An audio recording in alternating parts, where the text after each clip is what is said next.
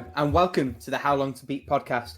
As always, you're listening to the voice of me, Rick, former of perfect sentences. And as always, I am joined by Alex. Me speak good too. And Paula.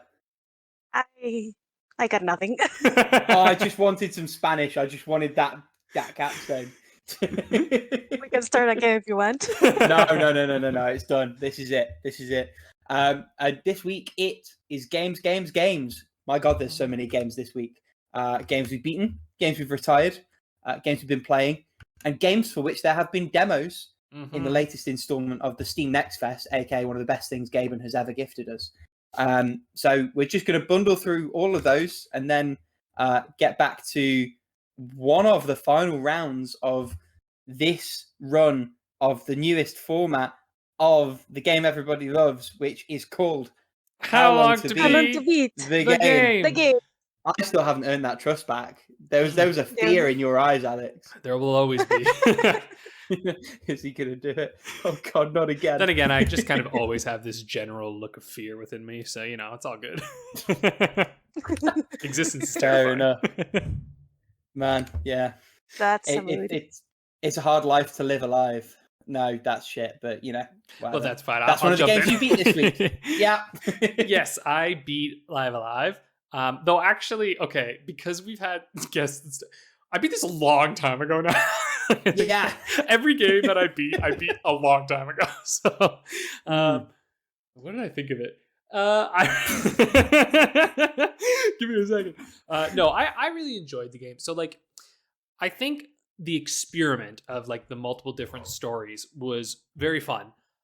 I think it comes together decently enough in the end. I don't know if it had to, as I was playing it, I part of me feels like they maybe did that because they're like, oh no, we can't just release 8 short stories. You know what I mean?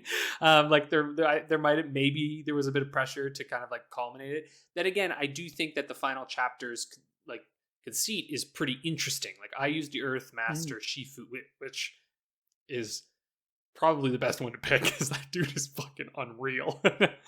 Which Earthmaster Shifu did you have? Because it differs depending on. Yeah, how I had the little guy. Chapter. I had technically the worst of them. The one with the bandana. He's who I had as well. He's who you had as well. Yeah, I feel like I don't know. Maybe it depends who you train first or something. I don't know. I don't. I think it's who you train most. Because my thing was he needs bumping up the most, and then he ended up being there. Right. But it also makes it slightly different requirements as to how you get them at the back end. Now, you wouldn't have experienced this because you picked that character.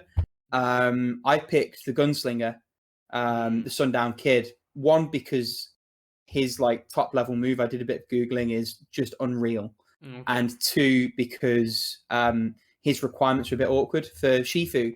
Yeah. If yours is the bandana guy, you speak to him and he's just like, yeah, whatever, I'll join you. But if you had the big guy, you have to go and get him. I think it's 5 food items before I'll join you, which is very on the nose. Yeah, there's a lot of different things you have to do to get people. I mean, I got them all in. It didn't take too long. I was enjoying it was a perfect game while I was just kind of chilling. I was grinding through things. Yeah. And the combat's fun. So I never found it. Yes. Over there. I did a bunch of the dungeons. I definitely got everybody's except for maybe one person's special equipment. I had basically everyone's required stuff, and everyone was leveled up pretty high. My main troop was full leveled when I finished, for the most part. Well, not full level, but they're very high. I think it goes 20 or something like that. 20's the cap. Yeah. Okay, then they were full leveled actually. So, and anyway, I got the true ending basically, which I thought was really fun and was a very good ending. I didn't go do that extra chapter that you can do because I wasn't that interested. I just read what it was and I was like, that's really cool. But I'm good. And you actually lose very little for doing it that way. It's interesting playing the playable components of that, but you don't really lose a lot. Yeah, exactly. And it's short, so I'm not gonna bother. So yeah, ultimately playing it, I'm yeah, it's not a perfect game by any stretch of the imagination. It is still a SNES game from the 90s, which is incredible, but games are a bit better now. And there are a few little archaic things in there, but I'm really, really, really glad they brought it back like this, because it's just so beautiful, and the little fixes that they did within it make it really playable, and like it felt like playing like just a little piece of history. And I don't know, I loved it. I thought it's fucking beautiful. Like, I know we've talked about this before, but it is so beautiful looking, to the point that I don't know, it really challenges the notion of remasters in a lot of ways, right? Where like I feel like we get a lot of remasters where it's just like, all right, we upscaled the textures so it doesn't look like ass on your screen. You know what I mean? We didn't actually fix anything. It's just now when we blew it up to like, the size of monitors these days, you're not looking at like fucking blurry pixelated goop. This one's like, no, we're not gonna and do we that. added trophies. Everyone loves trophies. Yeah, right? But yeah. It's like that shit is just so like, I'm like, nah, man. That's why the tactics ogre coming out, I'm really disappointed by, because I'm like, oh, I don't know.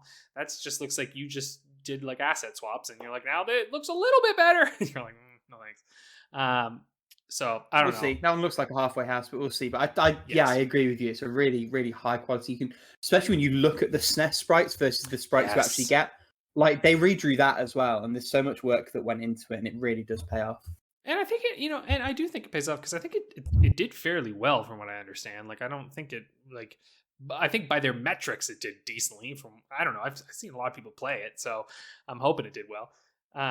In relation to the budget as well, because like it won't have cost that much to do, even though a lot of work went into it, because the scenario's written, most of the game logic's going to be the same. Yeah, it's fine tuning, right? So anyway, I recommend people play it, especially if you, but only if you like JRPGs, because like, yes, God, yes, yeah, this is a genre game. You're not a fan, this will not change your mind. But if you like Chrono Trigger, you definitely should play it, because it's really in that vein. It's got that kind of feel to it, though Chrono Trigger is a much stronger narrative, but like in terms of like feel and sort of like world, because it's same people basically who made that game, so it feels like a kind of like a like in the spiritual you can see world, the roots of Chrono Trigger in it for sure. Yes, exactly, right. And it's worth saying, like, Chrono Trigger is a stone cold 10 out of 10. This is like a really good 8. Like, don't expect Chrono Trigger, but like you can see some of the same ideas at play there, and I think I definitely agree in terms of game feel. Yeah, you can see parts of the DNA there for sure. Right, and like you can see the art style and the kind of characterizations that are being made and stuff. Like, it just feels kind of like, especially the near future one, that one in particular. Yes, you know what I mean. Yeah, there's stuff in that that I was like, this is Chrono Trigger-y in a good way. But even when you think about it, yeah, because like in a lot of ways, Chrono Trigger is like, okay, Live is like, hey, we're gonna take genres. Like film genres and whatnot, and we're going to create 8 separate stories. And then Chrono Trigger was like, or what if it was just one big story? Like you time travel to all these locales and stuff, right? It sort of feels like a variation on the hadn't theme. even thought of that parallel. Yeah, it sounds stupid. I hadn't even thought of the Chrono Trigger time travel parallel.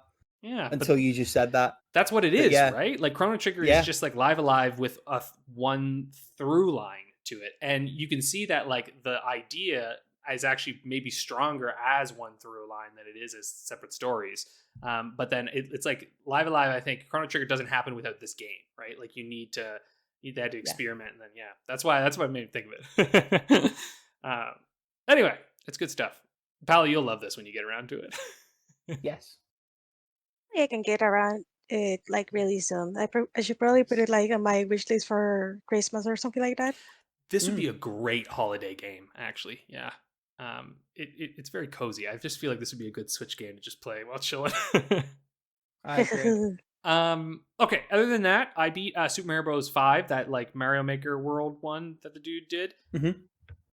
It's really fucking good. I mean, it's like it genuinely felt like playing a Mario Brothers game, and like I think the highest kind of praise I can give it is that it taught me Mario moves that I never knew how to do, like more advanced Mario mechanics that aren't super advanced, but like stuff from like some of the games where I was like, I didn't know you could do that, and then I was like looking up and I was like, oh, that changes some of what I'm going to do when I play these games. It's like it was really neat. And they did it in a way that felt very Mario-esque. Like there's like a moment where it's like, no, you have to be able to do this thing in order to get like to go do this. And it's very clear you have to be able to do this. So you better learn how to do it. And I'm like, okay, fine. And then it would like vary, do variations on that in each one. It was just really beautifully themed and it's challenging. And like, I think that's the thing that I feel like sometimes we think about Mario games, the earlier ones, and like there's a bit of this thought of like, oh yeah, they're easy.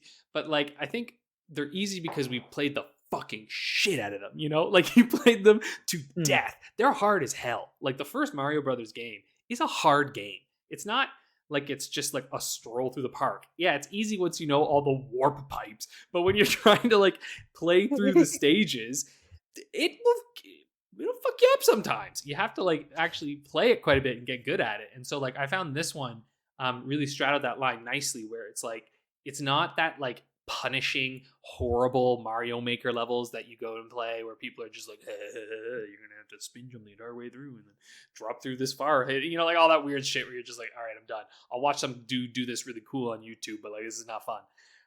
And it's more in that area of like, no, this feels like a very thought out, challenging but not infuriating Mario Brothers game. So I cannot recommend it enough. Like if you have Mario Maker 2, you're doing yourself a disservice if you don't play it. And it was like 4 or 5 hours. And I didn't play every single stage because you don't have to, because it's a world. I skipped like maybe 2 or 3 stages. I skipped a boo house because I always hate boo houses. And this was no exception. Fucking hate those stupid boo houses. Everything looks the same. I can never figure it out. I'm an idiot. So anyway, I didn't do those ones. I have to say, I kind of like when you said I learned like moves that Mario can do that I didn't know he could do. That reminded me of Jaden's animations Kaizo Mario video, because when she reached out to a Kaizo Mario player, he said, okay, if you want to try this out, do you know how to insert the name of the move here? And she was like, what the fuck is that? Okay. We need to start from the basics here. And both in 3D and 2D Mario, you could just get away with the most basic moves. But if you really want to get, I guess all the collectibles are like to be fancy while you play, you have to learn like the very difficult stuff to execute.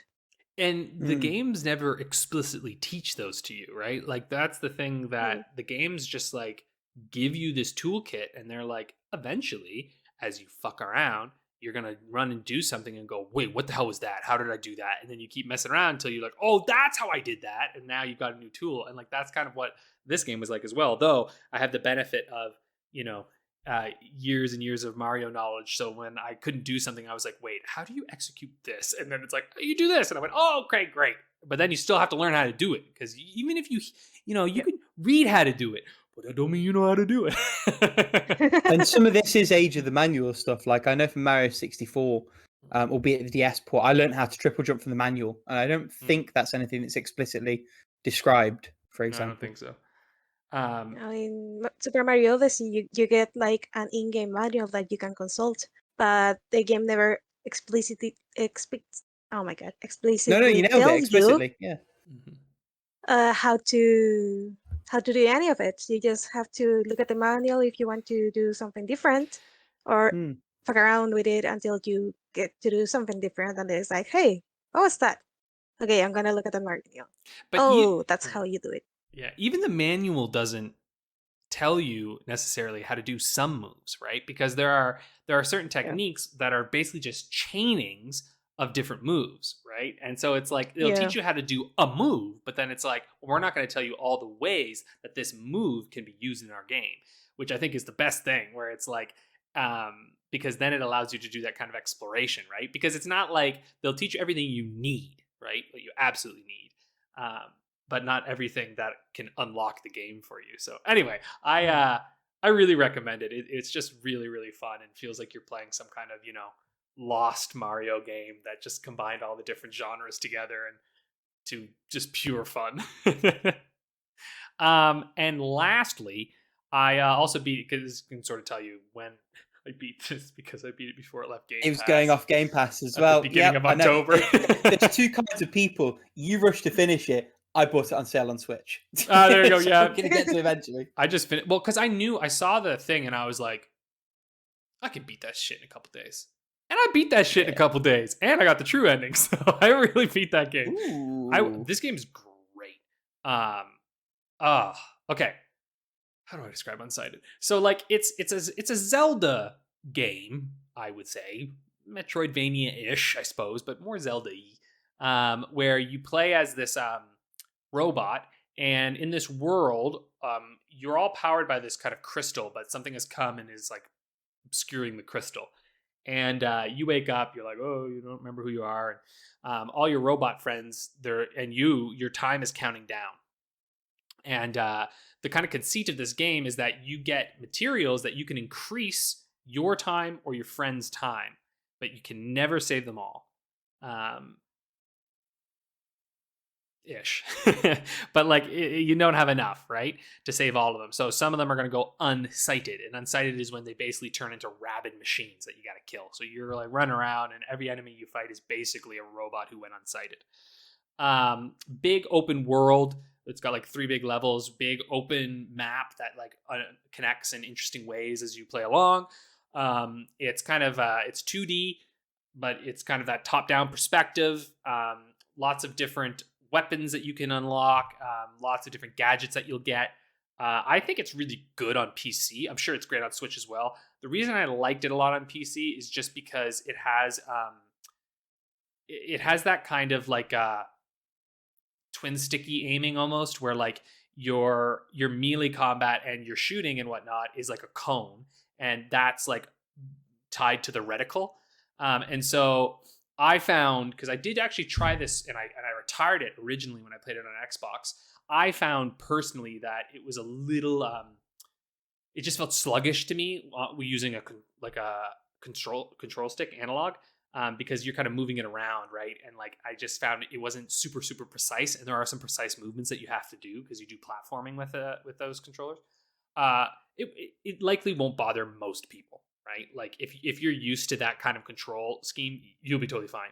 It's just if you have the option to play it on PC, I would really recommend doing it that way, just because I think being able to just point with your mouse, super, super nice, and like very like remove some of that kind of, bungling about, we'll say. There's like a true ending that I kind of stumbled into a little bit. So I stumbled into the first part of it. This ending is genuinely impossible to complete without using a walkthrough. You would have to honestly, it's impossible to complete without a walkthrough. Like if you did this, I mean, someone did though. Someone did to write the walkthrough. No, I don't think so. I think a bunch of people talked together and figured it out as a group. I don't really think and whoever did it, I think had to spend hours and hours and likely doubled the amount of time they played the game to get it, because it's so obscure. Like it's genuinely extremely obscure.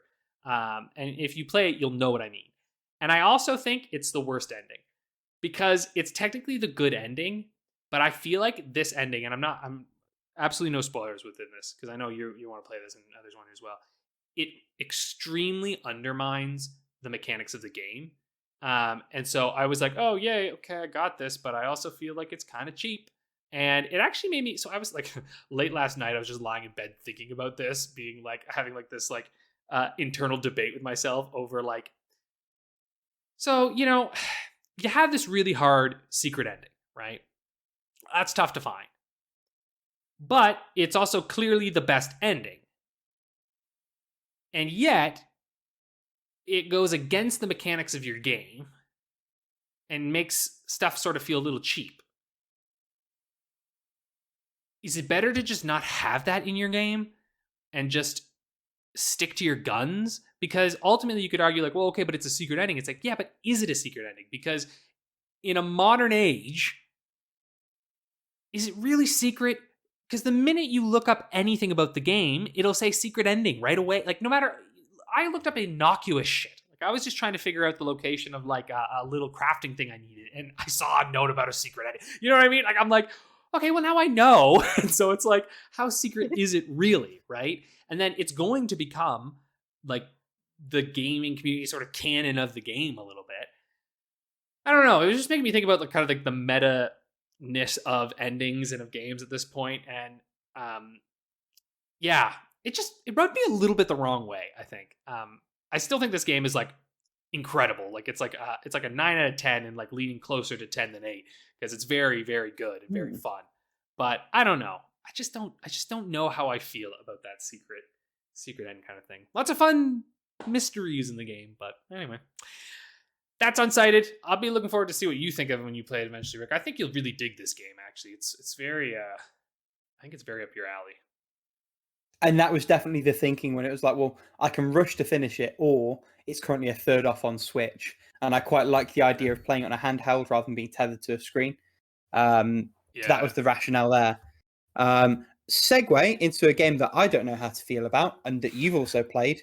And you already know which one it is. The first of my 7 completions in the last couple of weeks is Immortality. So I spoke a little bit about this last week when we had friend of the podcast, Tiamat, on.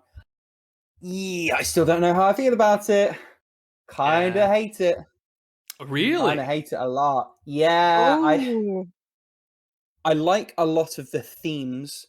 I don't necessarily like the way that they slotted it all together. Yeah. And the more I reflect on it, the less I appreciate the move from text-based to match cut. I think, again, everything I say about this game is in no way to be taken as anything against what a technical achievement this game is. And the actual narrative underlying, there's a lot of things I liked about it. I think in a lot of places, and it kind of has to be this way because you might not see all of the clips, there are some points where I felt it was a little bit on the nose and it was kind of obvious that a character wasn't necessarily being the character. They were being Sam Barlow, the creator, putting a specific point across to you, the audience. Without spoiling anything, that does kind of, again, fit in the context of what that narrative is when you pull all those pieces together. I also have to say that there's a mechanic they don't really describe, and you'll know the one I'm talking about, Alex, and they can't describe it. Yeah, you already know. Fucking sucks. Fucking sucks. I had to go on YouTube and find some of the bits because that mechanic just doesn't really work well. Yeah. I know what you're talking about. Yeah, it's a weird game. Yeah. It's a polarizing game. It is a weird game.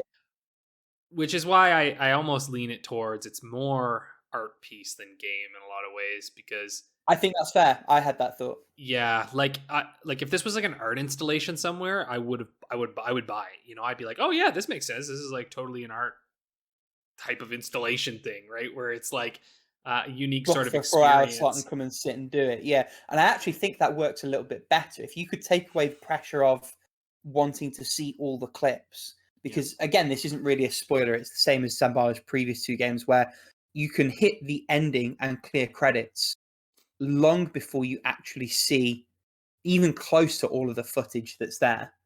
So there's almost 2 games. There's like the confines of start to credits, and there's the game of trying to find all the rest of the footage and truly work out exactly what the timeline is.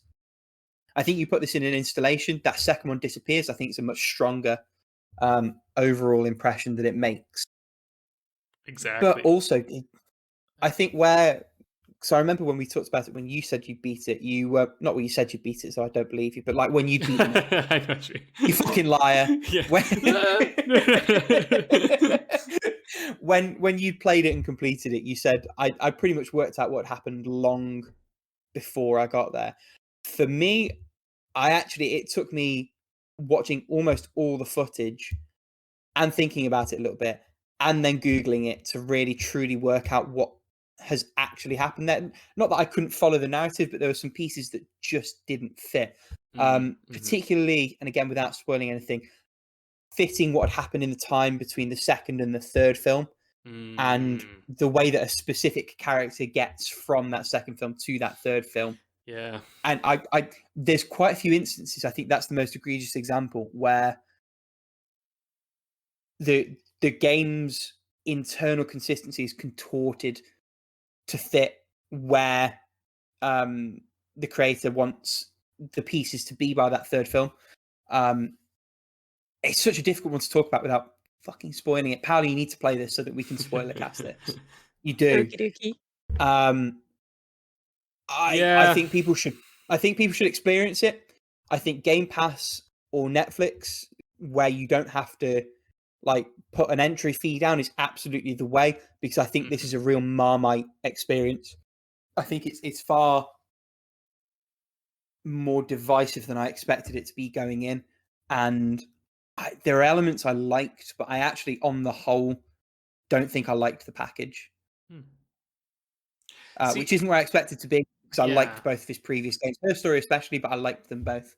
That could be, I mean, I might be a little biased because I came into it without any recent memory of Her Story, because I played Her Story like maybe a decade ago now. Telling Lies maybe 18 months ago, and so I never played Telling Lies, and so I it's not that good.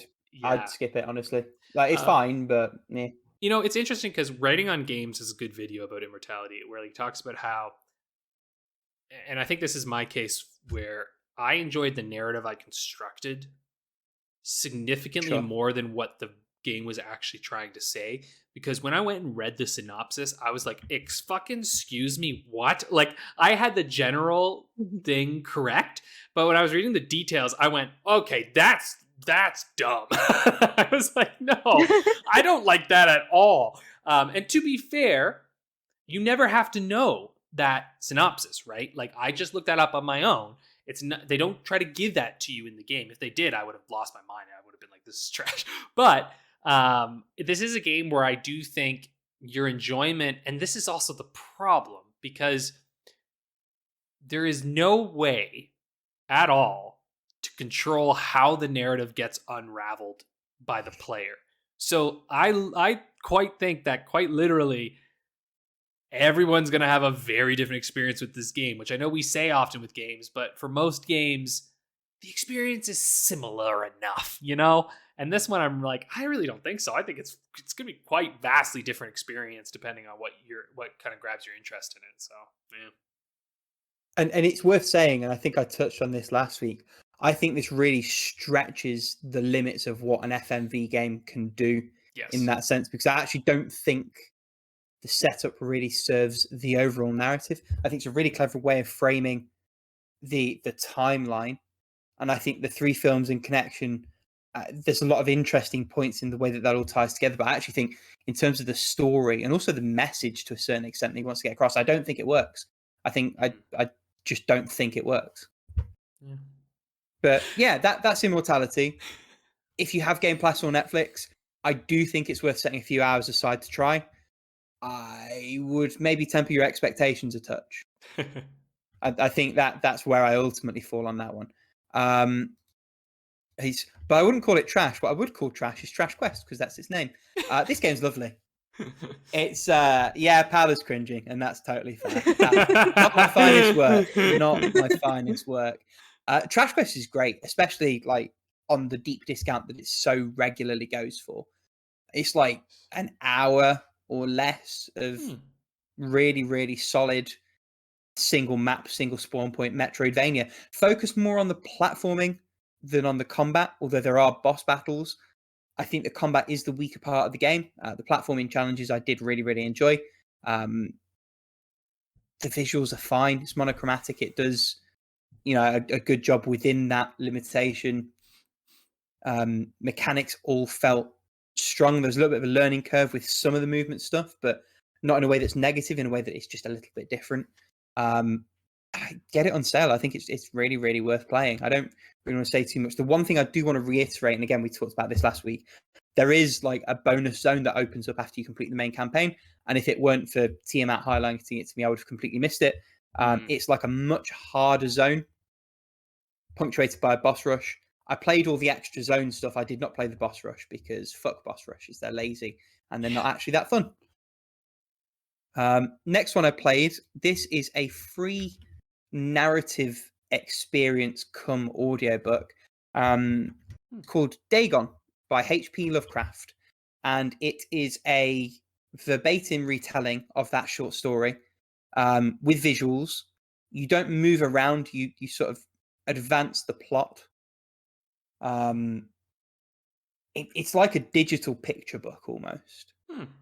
Because you have these 3D environments and you're on a fixed point, but you can look around them and zoom into things. And it's a nice way of telling the story while also giving you the opportunity to sort of see some trivia about Lovecraft, some aspects of his life and how his work developed, and some of the less savory things about the man. But mainly a really, really cool way of framing a short story and tying it in some of his later work.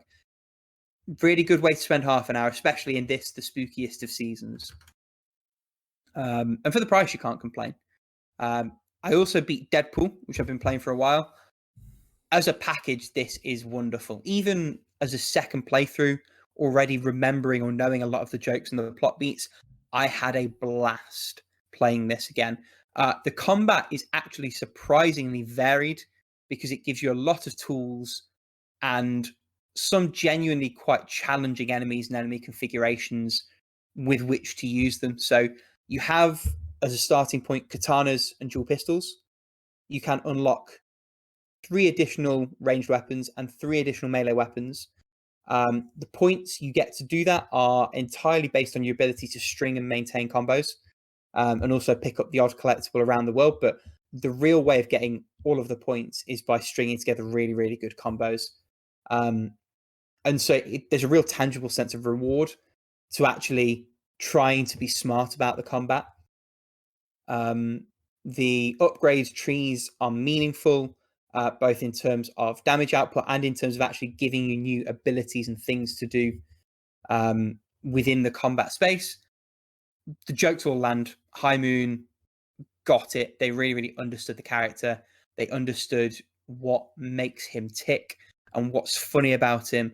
And they also made liberal but smart use of like some of the characters from Deadpool's history. And actually did quite a clever thing of like having little comic book synopses to introduce the characters if you don't know who they are. They're entirely optional. The first time they appear, you press the button, they tag you in or they don't. Solid runtime as well. It's like 6 to 7 hours to clear the thing. The ending's a smidge rushed, but like the package is well paced. And by the end of it, I felt like I'd got just enough. And again, this is having already played it once. So the only shame is it is a bit of a pain to get hold of. So you can get a cracked PC copy. They float around. It's been delisted from Steam twice now. First from the original release, and then they bought the license back temporarily when Deadpool 2, the movie, came out. And then that license expired and it went away again. But there are physical copies on PS4 and I believe Xbox of the HD version. There's probably some of the PS3 version as well. But if you're going to get it, you want to get the PS4 version. If you can find a copy and you're a fan of the character or the humor, or you want something just mindless to throw yourself at for 6 to 7 hours, this is very much a game I can recommend for that purpose. And yeah, it's a shame that IP sort of flubs games like this because it's worth enduring and it's worth having a future, and it's really, really, really good. Really, really, really, really, really. It's great. I did really enjoy it. 3 to go. We're getting there. So I, in a single sitting, played Castlevania. It's one of the Spooktober games of the month, and it's one I've had on my backlog to play for a little while via the Classic Collection.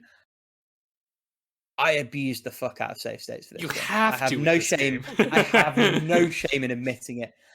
The most interesting part for me, I think, was having played some of the newer handheld games first, and then having come back to this. You hear people complain about staple enemies like the leprechauns and the Medusa heads, and in the newer games, they're not that bad because you're actually quite mobile. You can tank a few hits, and you have a much better range of attacks. In the original, they are fucking day ending. They ruining. because a Medusa head can clip you into a bottomless pit, and that's game over. A leprechaun can get 3 or 4 hits on you when you've only got like 6 or 7 hits in you. And they're so erratic that it's really, really tricky to do anything with them a lot of the time, especially in the last couple of levels where they throw more of them at you and some even worse enemies. There's like a big bat that takes 4 hits to take down. And if it hits you for, I want to say, either a third or a quarter of your life bar. And I spent maybe 10, 15 minutes reloading the same save state at the start of that screen, trying to defeat them without getting scathed, without getting hit. And I eventually realized, actually, if I just run, I can get to the next door and it won't matter. You have to run away from most stuff. There's quite a few where it's just like, this isn't worth my time. And then the final Dracula fight is fucking hard. Yes. Because the hitbox is so small, the hit window is quite small, and unless you hit the attack at just the right time, his attack is very difficult to avoid. And then he has a whole second stage, which is like not too bad in and of itself, if you manage to retain the cross, which I did, and you can just sort of spam that. Yeah. But by that point, unless you've been careful, you're close to death. And the way he's pitched, he's guaranteed to get at least 1 hit on you. You should try Rondo of Blood, actually. It's super similar to the first Castlevania, I find. Do you know what? I kind of played it. So I played the Dracula X Chronicles version, the PSP sort of up-res one. Oh, okay. It's beat for beat. It's the same game. It's just in 2.5D. I really like Rondo of Blood. Like, great game. I don't not like the old Castlevanias. There's a certain charm to them. They're just hard as balls. With the caveat that they're just hard as balls, and some of them are like unkindly so. I felt that with the Adventure. I felt that with this original Castlevania as well. Rondo of Blood, I actually didn't feel that so much. That one felt like firm but fair, and I had a really great time with that when I played it. I only really played it so I could get Symphony of the Night, but I enjoyed it nearly as much. So yeah, again, another one that's like not so much now because it's got a PS4 port, I think. Yeah. But I don't know if that's the 3D version. I think that's just 2D Rondo of Blood and Symphony of the Night. So that like 2.5D version is lost to time because you can only really get it. Albeit PSP is easy as fuck to hack or emulate, but like legally, it's easy. You can find it's hard no problem. to get. Yeah. Legally, 2 of them sitting at home because we don't condone any illegal activity on this podcast. I'm not your dad. I ain't a narc. The original Castlevania is okay if you have save states. Otherwise, it is fucking nightmare fuel, which I suppose is kind of appropriate. But yeah, nice bit of history, very little more. And one I'm happy to tick off because I do want to play all the Castlevanias. I've played maybe a third of them now, all told. And I'm sort of slowly. It's actually a lot of games because there's a lot of Castlevanias. Yeah, but I mean, there's some that you can safely disregard, like the 3D ones.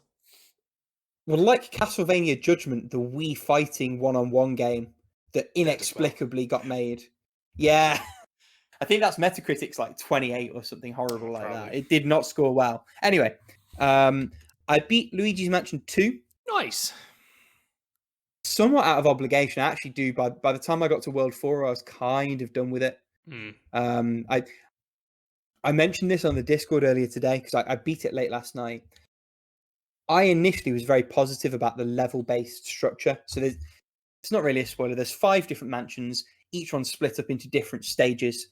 What that means, though, is instead of letting you explore the mansion and see bits ahead and peek bits out, there's predetermined points at which you're pulled out and then put back in again. And so there's an enforced repetition beyond the repetition that's just kind of there by virtue of the way that it's set up. By no means a bad game. It's a very good game. Could have been a great game, and there's a few things like that hamstring it. I actually think if you make it so it's just 5 mansions, you have an overall objective, and you're in there and you do it. I think 1, you probably trimmed the game down by a couple of hours, which would make it near enough perfect. And 2, by virtue of that, you make the game less repetitive. Overall, I mean, there's such a charm to these games in terms of the way they hide things in little nooks and crannies. There's a couple of moments where there's like barred alleyways and doors. And if you vacuum the bars, it's just like a little painting, like a canvas that then pulls away and you've got hidey hole. There's lots of like little environmental touches like that are really, really nice. The dark light is a nice addition to the game, finding hidden things in the world. I think it's just about enough to keep the formula fresh over the runtime, particularly combined with like a really impressive variety of locales and environments. Like they managed to make 5 interior areas very, very different in a relatively organic way, and I think that's commendable. It's more Luigi's Mansion. The bottom line is, and I'm dancing around this point, it's more Luigi's Mansion. It's Luigi's Mansion. That's kind of the problem. Like, I've learned from my mistake. Luigi's Mansion 3, I'm not getting for a while. Yeah, but you should take some time. It's a good game. It's just sure more Luigi's Mansion, for better and for worse. And finally, I am almost done, I promise. I played a game called Bleed. This is like a 2012 2D short action shooter platformer thingy on PC. Feels like a Flash game, plays like a Flash game. Mostly okay. There's some pretty horrible sections. Like the penultimate level has you like fighting your way through a dragon's belly. It's not really a particular spoiler. And there's these like falling sludge things that it's set up in a way that makes it really, really horrible to try and navigate, particularly with like WASD movement, because the way the dash works isn't particularly intuitive. It's fine. It's like an hour and a bit long. I cleared it in 76 minutes. And to be fair, 25 of those minutes were me banging my head against the segment I just mentioned. But you can regularly get it really, really cheap. I think I paid under £1 for it.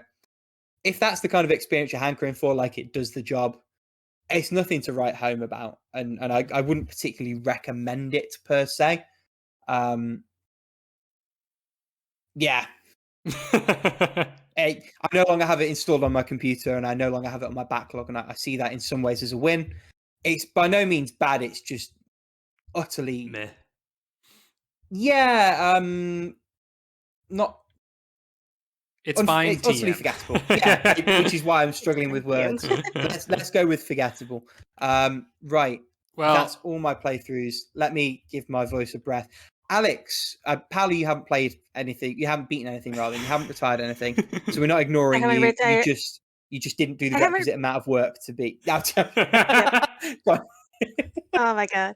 I was gonna say I haven't retired anything, but each of you guys have something that makes me very, very sad on your retirement list. So Alex, go ahead. What was wrong with Shadow Tactics? Oh no, nothing wrong. I just had my fill. It's one of those. Do you know what I mean? Like, you know how sometimes like I find personally as a gamer, I am very like I go by the whims of my desires. Put it that way. Like I feel like I want to play something at a certain moment. And then I'm like, great, I'll play that. And then I played it. I was hankering for some, top down kind of,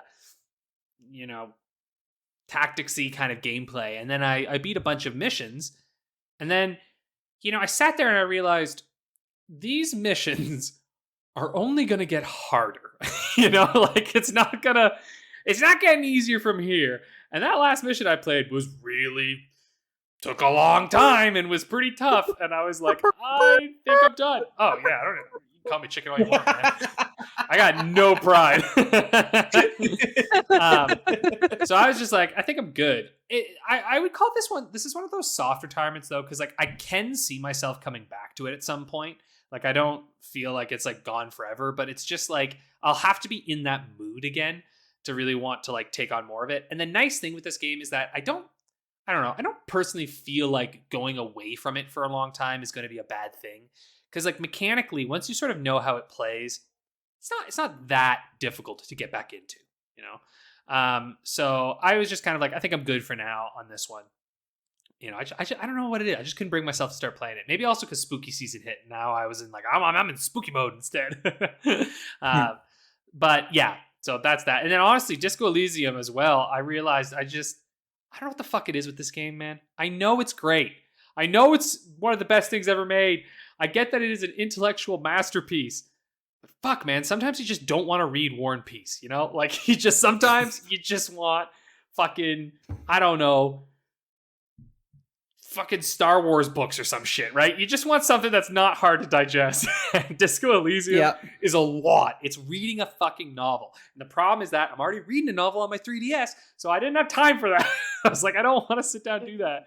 And it's hard because with my laptop being my work area, I find that if I play something that's a little too close to what I do for work in general, which is like, I'm a teacher. I do a lot of freaking reading, and like I teach film adaptation courses and stuff. And so I do a lot of this shit. Sitting down and reading a ton of text in my video game feels a little too much like work. So I just kind of bounced off of it. It's incredible. There is no doubting that. It is a groundbreaking game, but it breaks my head a little bit when I get into it too much and I stare at all the words. I'm just like, oh God, stop. I just want to be an idiot today. I know I'll beat this one day. Like, this genuinely is a game that I'm like, I shall beat this game.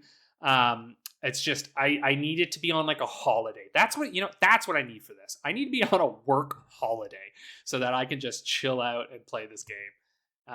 I think the shame with this one as well is like, it would be a perfect Switch game, but by all accounts, the port is pretty dog.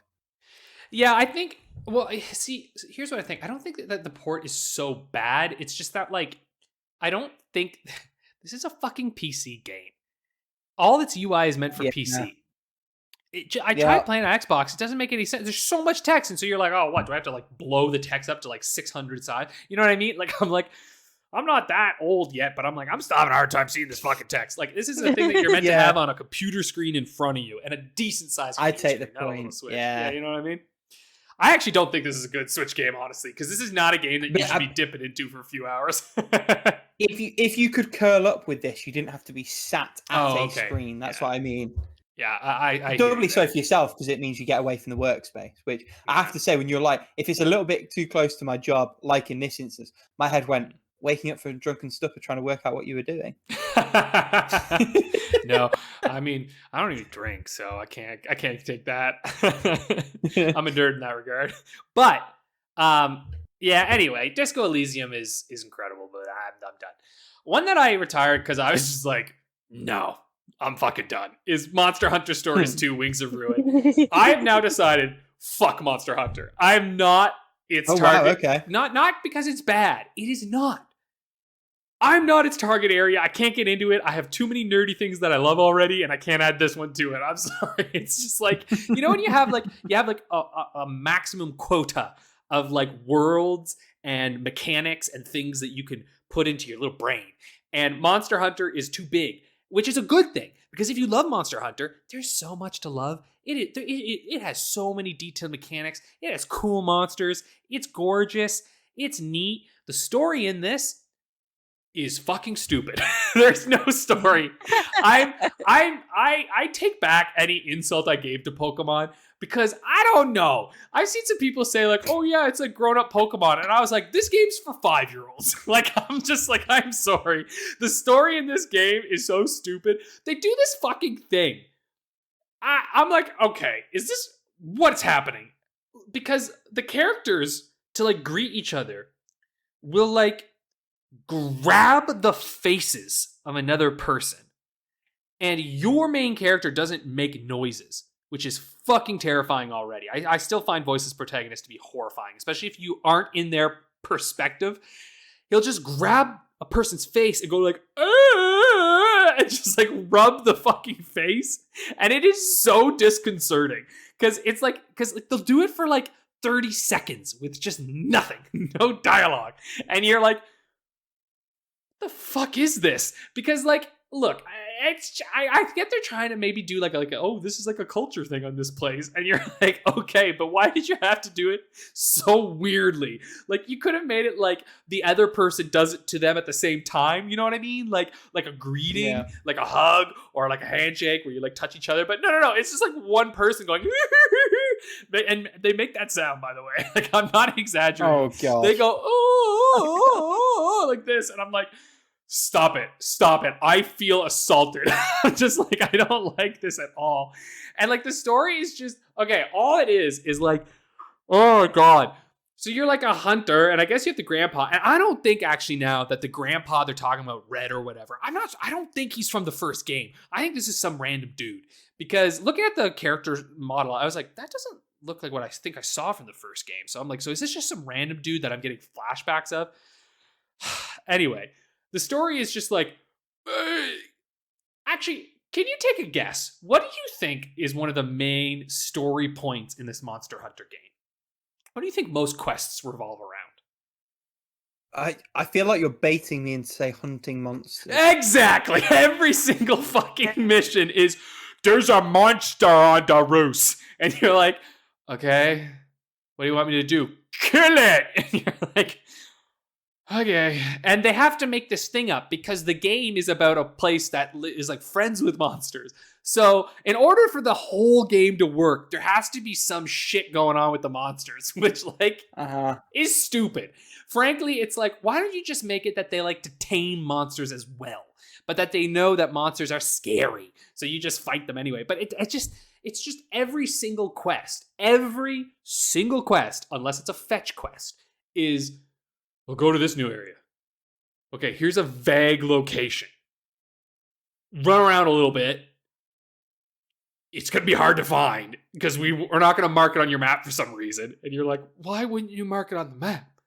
Why would you make me just randomly go around what feel like procedurally generated areas? For the love of fucking God, just tell me where it is. And then you go there, and then it's like, game length go brrr. Yeah, they're like, oh, big monster, you ready to play rock, paper, scissors? You're like, oh, God. Oh, okay, here we go. And they pretend, like, I've seen reviews try to say, like, it's more complicated than rock, paper, scissors. And you're like, no, it's not. Because No, it's not. the more complicated rock, paper, scissors element is like, oh, the monster's mad. Is it gonna not use red attacks now and instead use green attacks?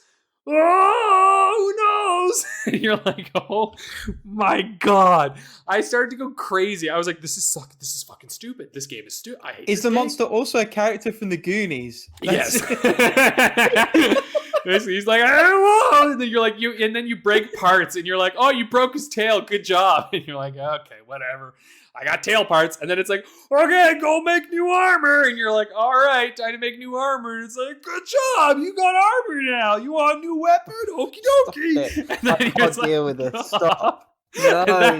That's the whole fucking game, man. It's just like, okay, armor, now you go off this way. And then you're just like, it's simplifying Monster Hunter, but like just dumb, you know? you just feel like you're crazy because you're just like, people like this, right? People like this. Why do people like this? Is this fun? Am I having fun? Like, that's the feeling throughout.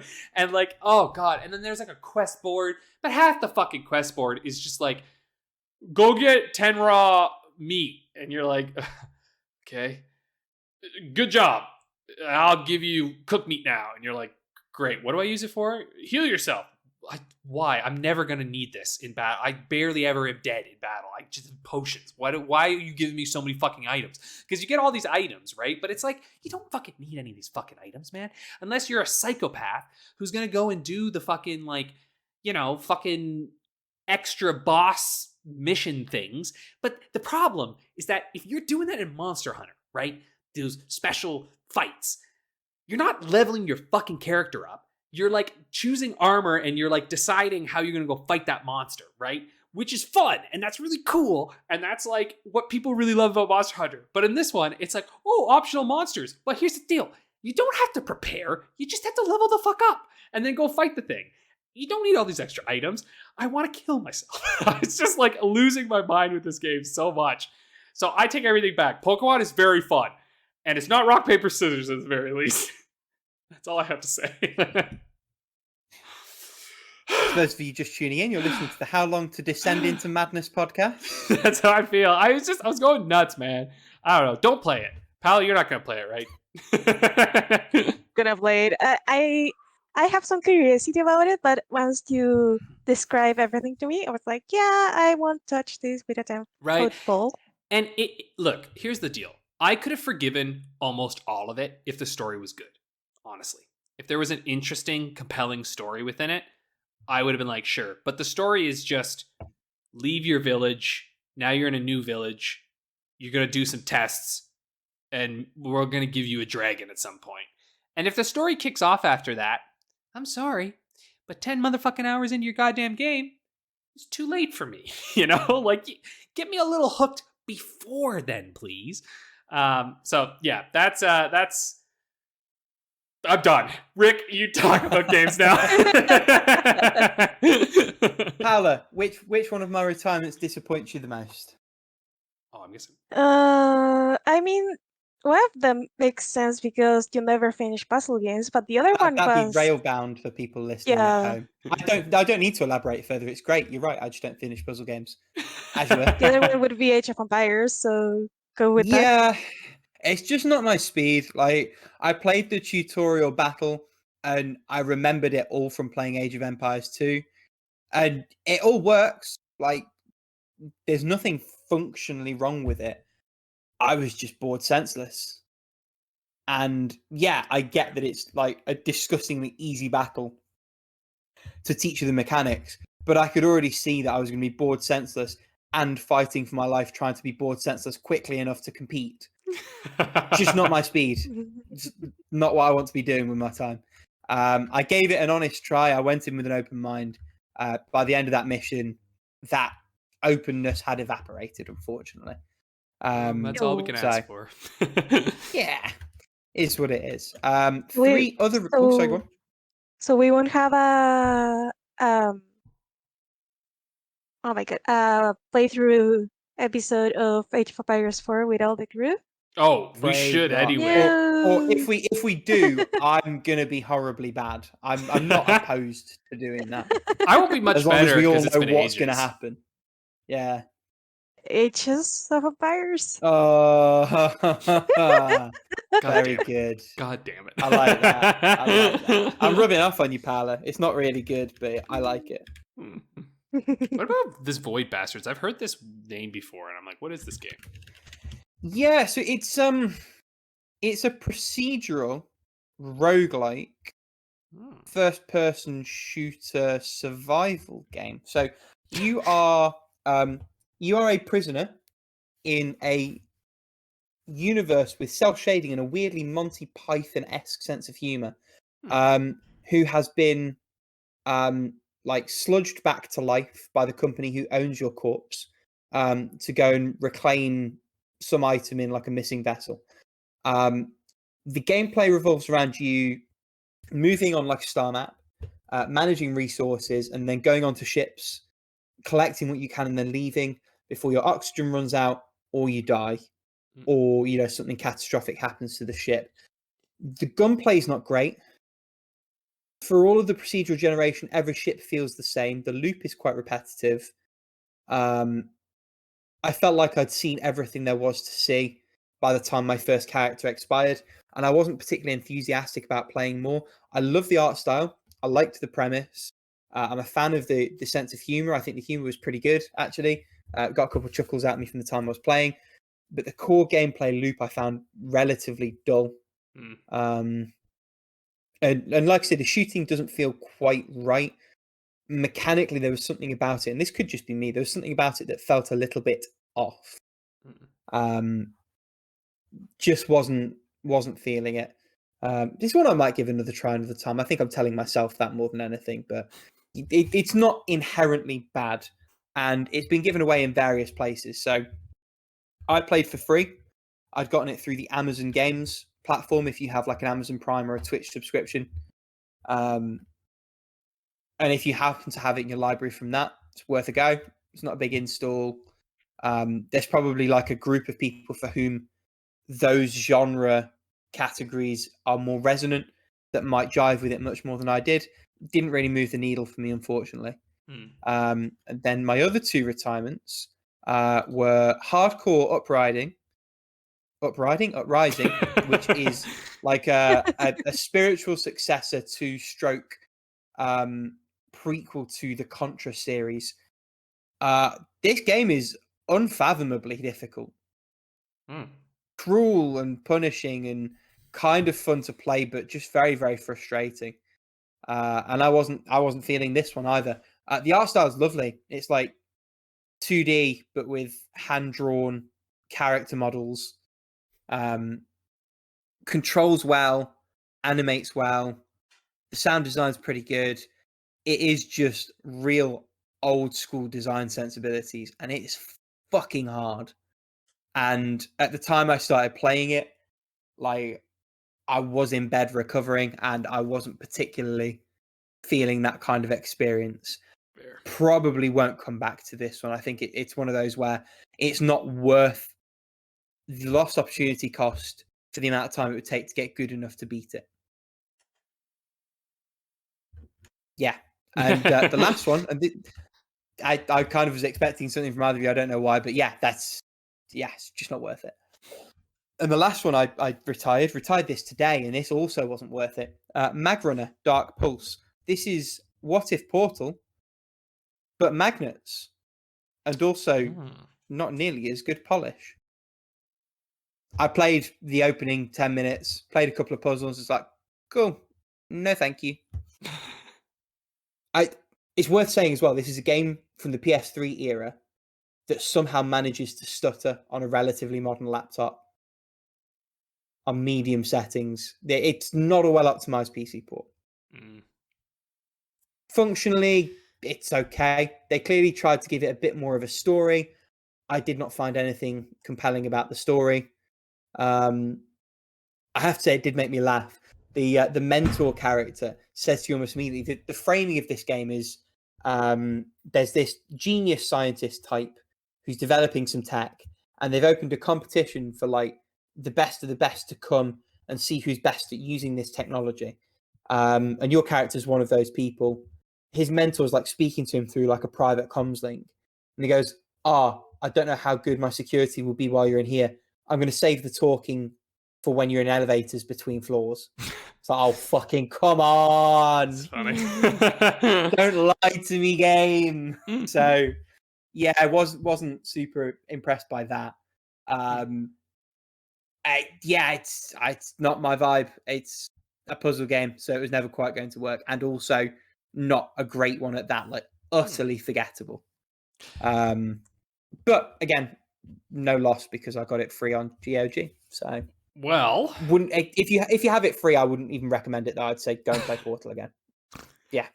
Well, then why don't we? Oh, sorry. I was going to say, why don't we let Paula talk for a little bit now, since we've been going for ages, because it's time to talk about what we're playing. Paula, what do you play? I know, because Paula, you just had a busy freaking. This is your like time of the year. You're just like you're slammed right now, aren't you? Yeah, like right now, I should be doing some homework actually, just at this time, but we had to record sometime, so I don't. I Could say have, you've got homework to beat. I have homework. Yeah. Oh my god. So first of all, I'm flooded with homework. It is that time of year, and also I went to 2 birthday parties. One during the weekend, one in the weekend. If this was about tabletop games, I would have more to talk about. But sadly, it is not. It's about video games. I'm getting into tabletop gaming again, actually. So maybe we can talk about that at some point. Yeah, I do recommend Sushi Go Party. Oh, I am playing. I swear I'm still playing Pure Faded Memories. Oh, sorry. I was actually asking about your tabletop stuff, but sorry, you keep going. I was curious. Okay. I was like, what are you playing tabletop-wise? Let's talk about the tabletop game. So I played Viticulture, which is a game about cultivating grapes and making wine. Amazing. So it is beautiful. It is like set up in Italy, and so you have lyres or liras that are the currency, and you have to like cultivate your grapes. You have to oh my god, you have to what's the word for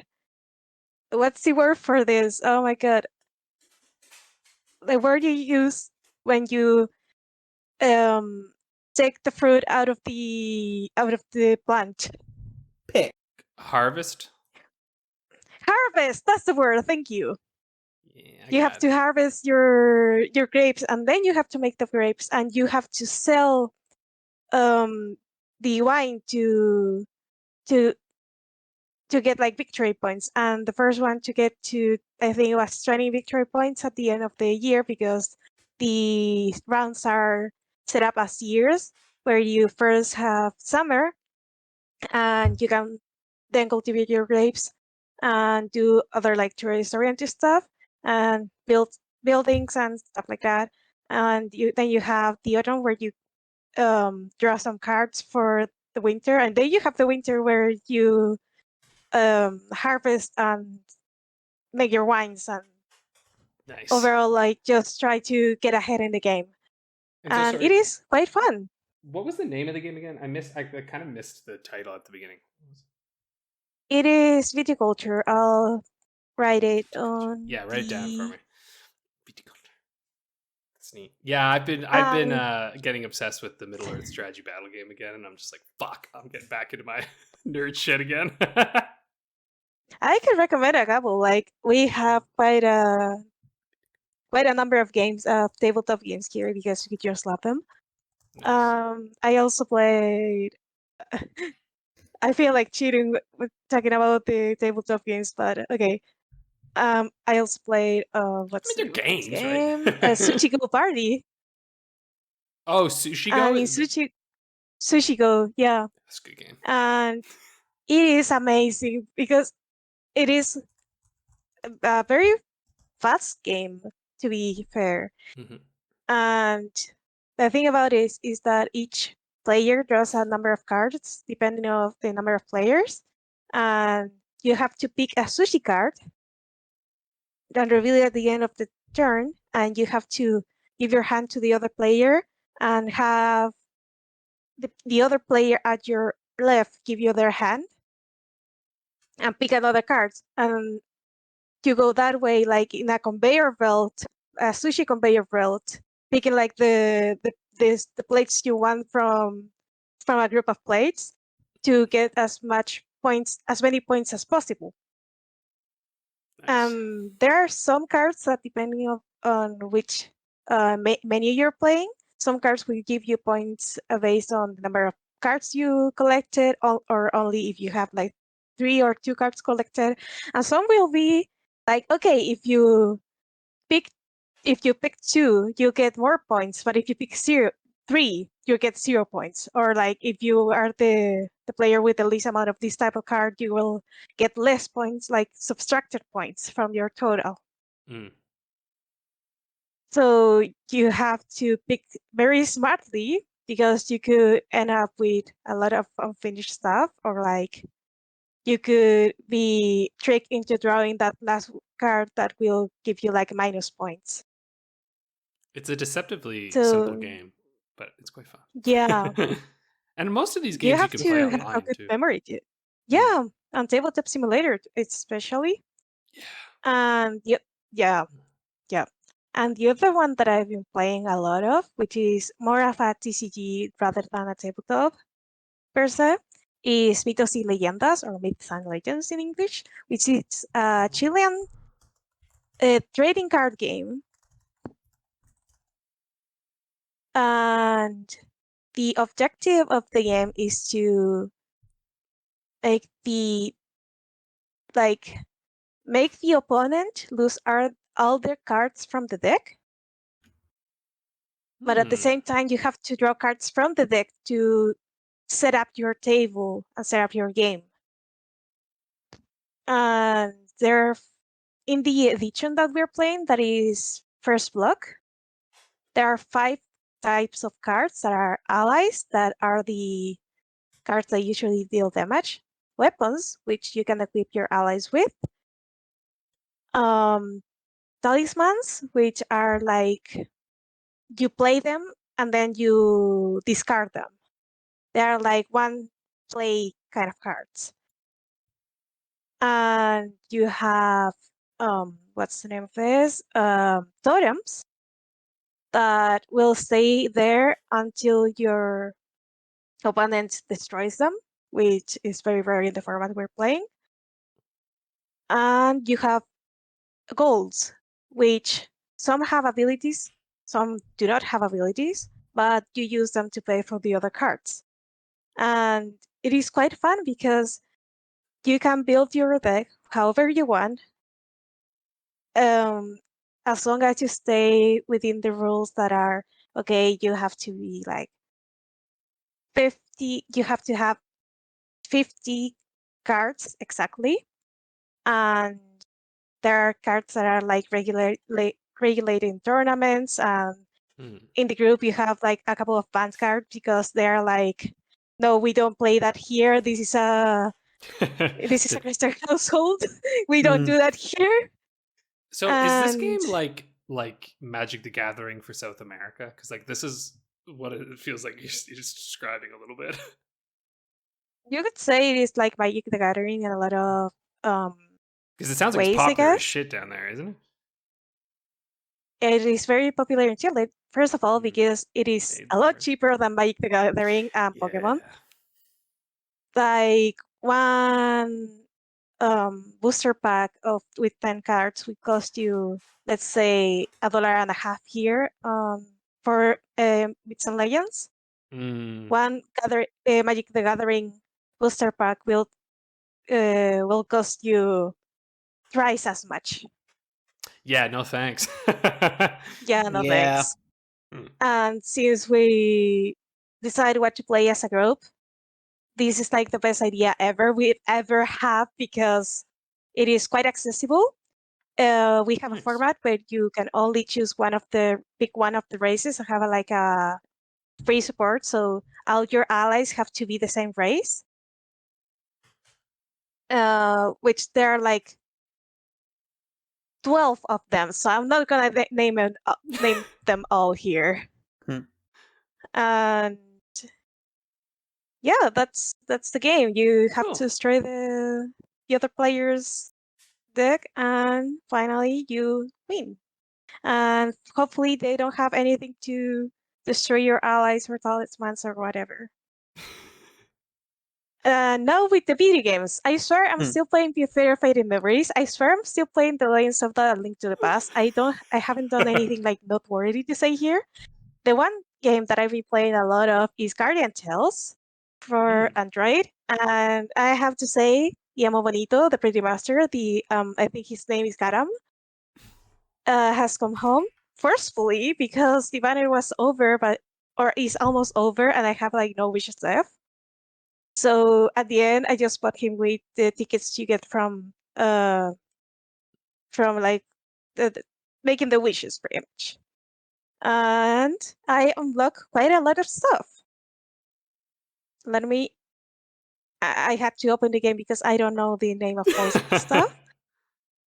Because there's a lot of stuff, and oh my god, it's gonna take a while. So first of all, I unlocked a big part of the multiplayer because we talked about the Coliseum last week, and I unlocked the other parts of the multiplayer. There are like 4 sections.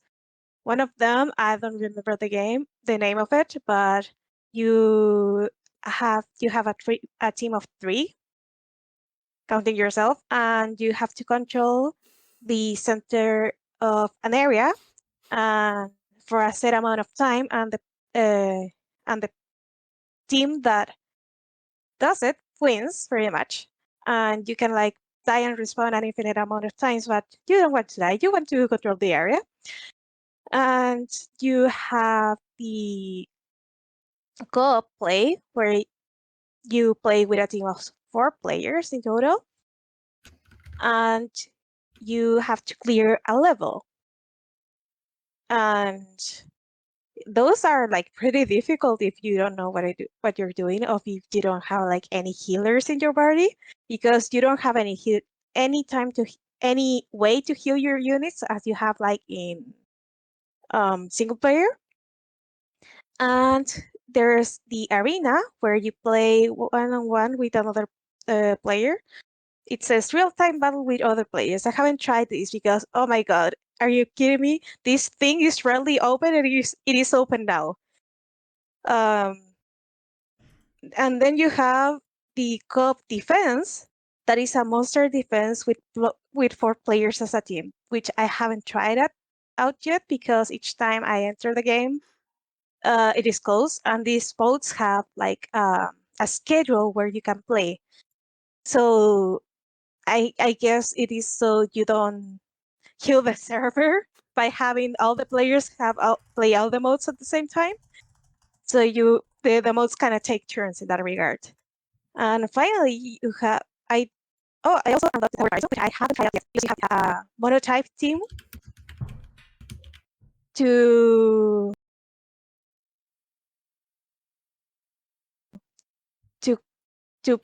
take part on it, but I think it doesn't use stamina, I think. But it's pretty much the tower, but you only have to use one type of ally, like a fire type, a water type, an earth type, basic type, like type of dark type. And finally, I unlocked the world exploration, which is Fire Emblem in a way, because you have teams that move as a unit, like in Fire Emblem, but when you attack the enemy, you enter like in the classic action adventure kind of battle thing. And you can move your units on your map and discover things and over chests and just stuff like that. And it is quite fun, which sucks because you can only play. You are given like 1 stamina per day to play the world exploration thing. Unless you pay. Don't you want to pay some you money, actually Paula? you actually can't play. You can't pay for the stamina for the world exploration thingy. Oh, okay. I take it back. Ish. There's also the merch forge, where you can craft merch, which is a kind of item that you can give to your allies. With that will help them in any way, like with their stats, pretty much. Oh my god, words are hard today. Finally, you have the expedition and the farm, which I haven't unlocked, but you can build a farm of your own. It seems that this game wants to be like everything at the same time. And I think that's all that I've unlocked for the game. I'm just checking to see. Oh, I also unlocked the nightmare mode, where you can go back to past areas and you go like through the same maps like with a higher difficulty, and you get to see like how the area has changed since you last went there. So, and it's not like, oh, you go through the same path and battle the same bosses, but it's more difficult. No, you have an entirely different story that complements the main story. And it has been very fun.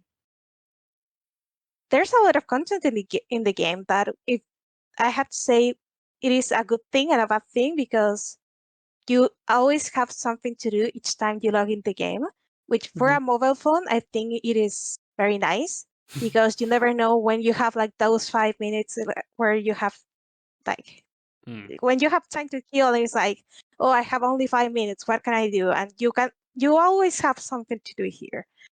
But at the same time, if you like playing like only on big chunks of time, it can get really overwhelming. So I only recommend doing this like in smaller chunks during the day, because otherwise it gets like, this is too much. Finally, I started Pokemon White. This is a replay on my DS, because I didn't know what to do. I had like half an hour and I was like, okay, I have my hack 3DS with me here at my boyfriend's house. I am not home yet. And I had like that itch to play something about like Pokemon-esque, or like something like didn't take quite a lot of my attention. So I was like, okay, I'm gonna play Pokemon White. The thing about Pokemon White is that I like the game but I don't like a lot of the Pokemon designs. So what I did was put in a cheat code which made every single time you get a random encounter have a random Pokemon. So, which totally solves the, okay, I've played this game before, I don't want to have the same team because that's Right. boring, but I don't want to use the other Pokemon because they're ugly. And one thing I have to say is that I enjoy the story of Pokemon White quite a lot. But the one thing that I don't like a lot are the designs, and it is funny because I really adore the designs of the new Pokemon in Pokemon Sword and Shield, but I cannot touch the game again with a 10-foot tall, a 10-foot tall. Oh my god, a 10-foot pole, even if you have me at gunpoint. The mere thought has reduced you to speechlessness.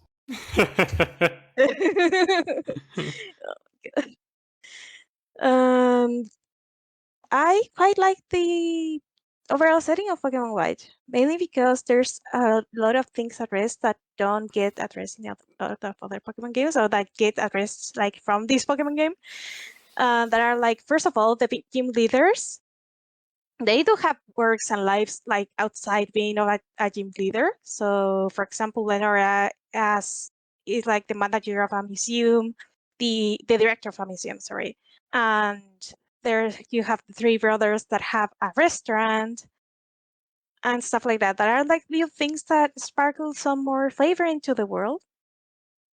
But you also have your kind of like childhood friends that are Jeren and Bianca. And one thing that I don't see often in these games, Bianca's father is actually like against his daughter going on an adventure because it is dangerous. Because of course, but having like these monsters that have the power, some have the power to probably destroy a city. Being your like having your daughter like exposed to those these animals are probably like very dangerous. Yeah, that probably sounds like something not every father wants to have happen to their family. And especially you're going on an adventure alone. Let's remember these kids are 10 years old. Where you have like I was gonna say, let's be honest, the Pokemon games make no sense. It's like, hey, 10-year-old, go save the world. Like, okie dokie. Yeah, I know. So it's kind of interesting when they actually address this. And he does come around and says like, okay, you can do whatever. You're a big girl. No, you're not a big girl. You're 10 years old. God damn it. Yeah, because they can't actually deal with it, right? Like, you can talk about it for a second and then go, but still go on the adventure. Yeah. Right now, I made a rule to not like try to randomize my team forever. So I don't want to play a Nuzlocke, but I took like one of the Nuzlocke rules where I can only catch I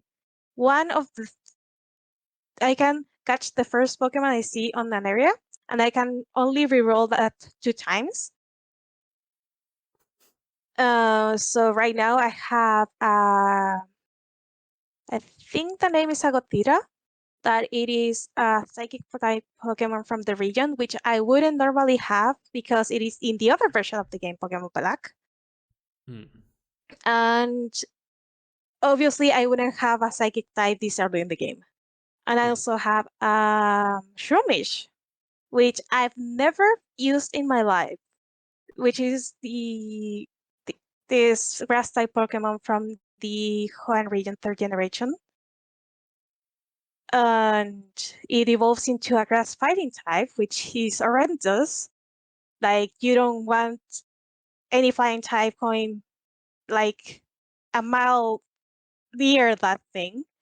But I think it's gonna be like a very interesting challenge. I also choose the fire type of the region, which I've never chosen before. I play both this game and the sequel like at least 2 times each, and I've never chosen the fire type, so let's have the fire type just for variety.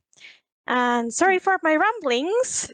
I probably used a lot of time just in the tabletop Well, you games and didn't talk TCGs. much at all for most of the episode. Exactly. You gotta have your chance now.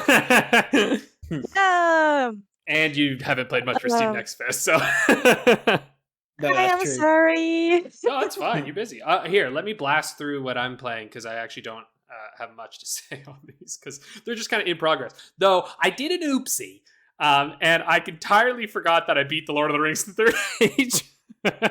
So oh man, let's pretend that this is a beaten segment for a second. Yeah, I beat this game, but I really don't have a lot more to say about it because it's an FF10 style game in the Lord of the Rings. Did someone just... Oh, okay. I did. I'm moving it up to the completed. Well, we'll just leave it there because I do it in chronological order now, so... fair enough. I'm doing it. There we go. Behind the scenes. There you go. Thanks. Yeah, this one... Like, it's really, really evident that they did not have much time to finish the game. Like, I feel as though, and it's honestly a shame because it's mechanically, it's really good. And like, it even looks quite good too, even with this, like the texture updates. And the battles are actually very fun. It's the best part, which is good. You know, like you would hope that the combat is actually the most enjoyable. And all of the characters really have unique skill sets that kind of synergize with each other quite well. It's just a shame that like by the end, when you're getting to like Gondor, essentially, it's just kind of like battle. And then for the last couple battles, they're like, all right, so I know at first we were kind of making this like, this sort of could have happened in Lord of the Rings, but then they're like, now you're just going to fight the Eye of Sauron. Like, you just literally fight the eyeball. I was like, what? Okay, that's weird, but sure, why not? You're like, okie dokie.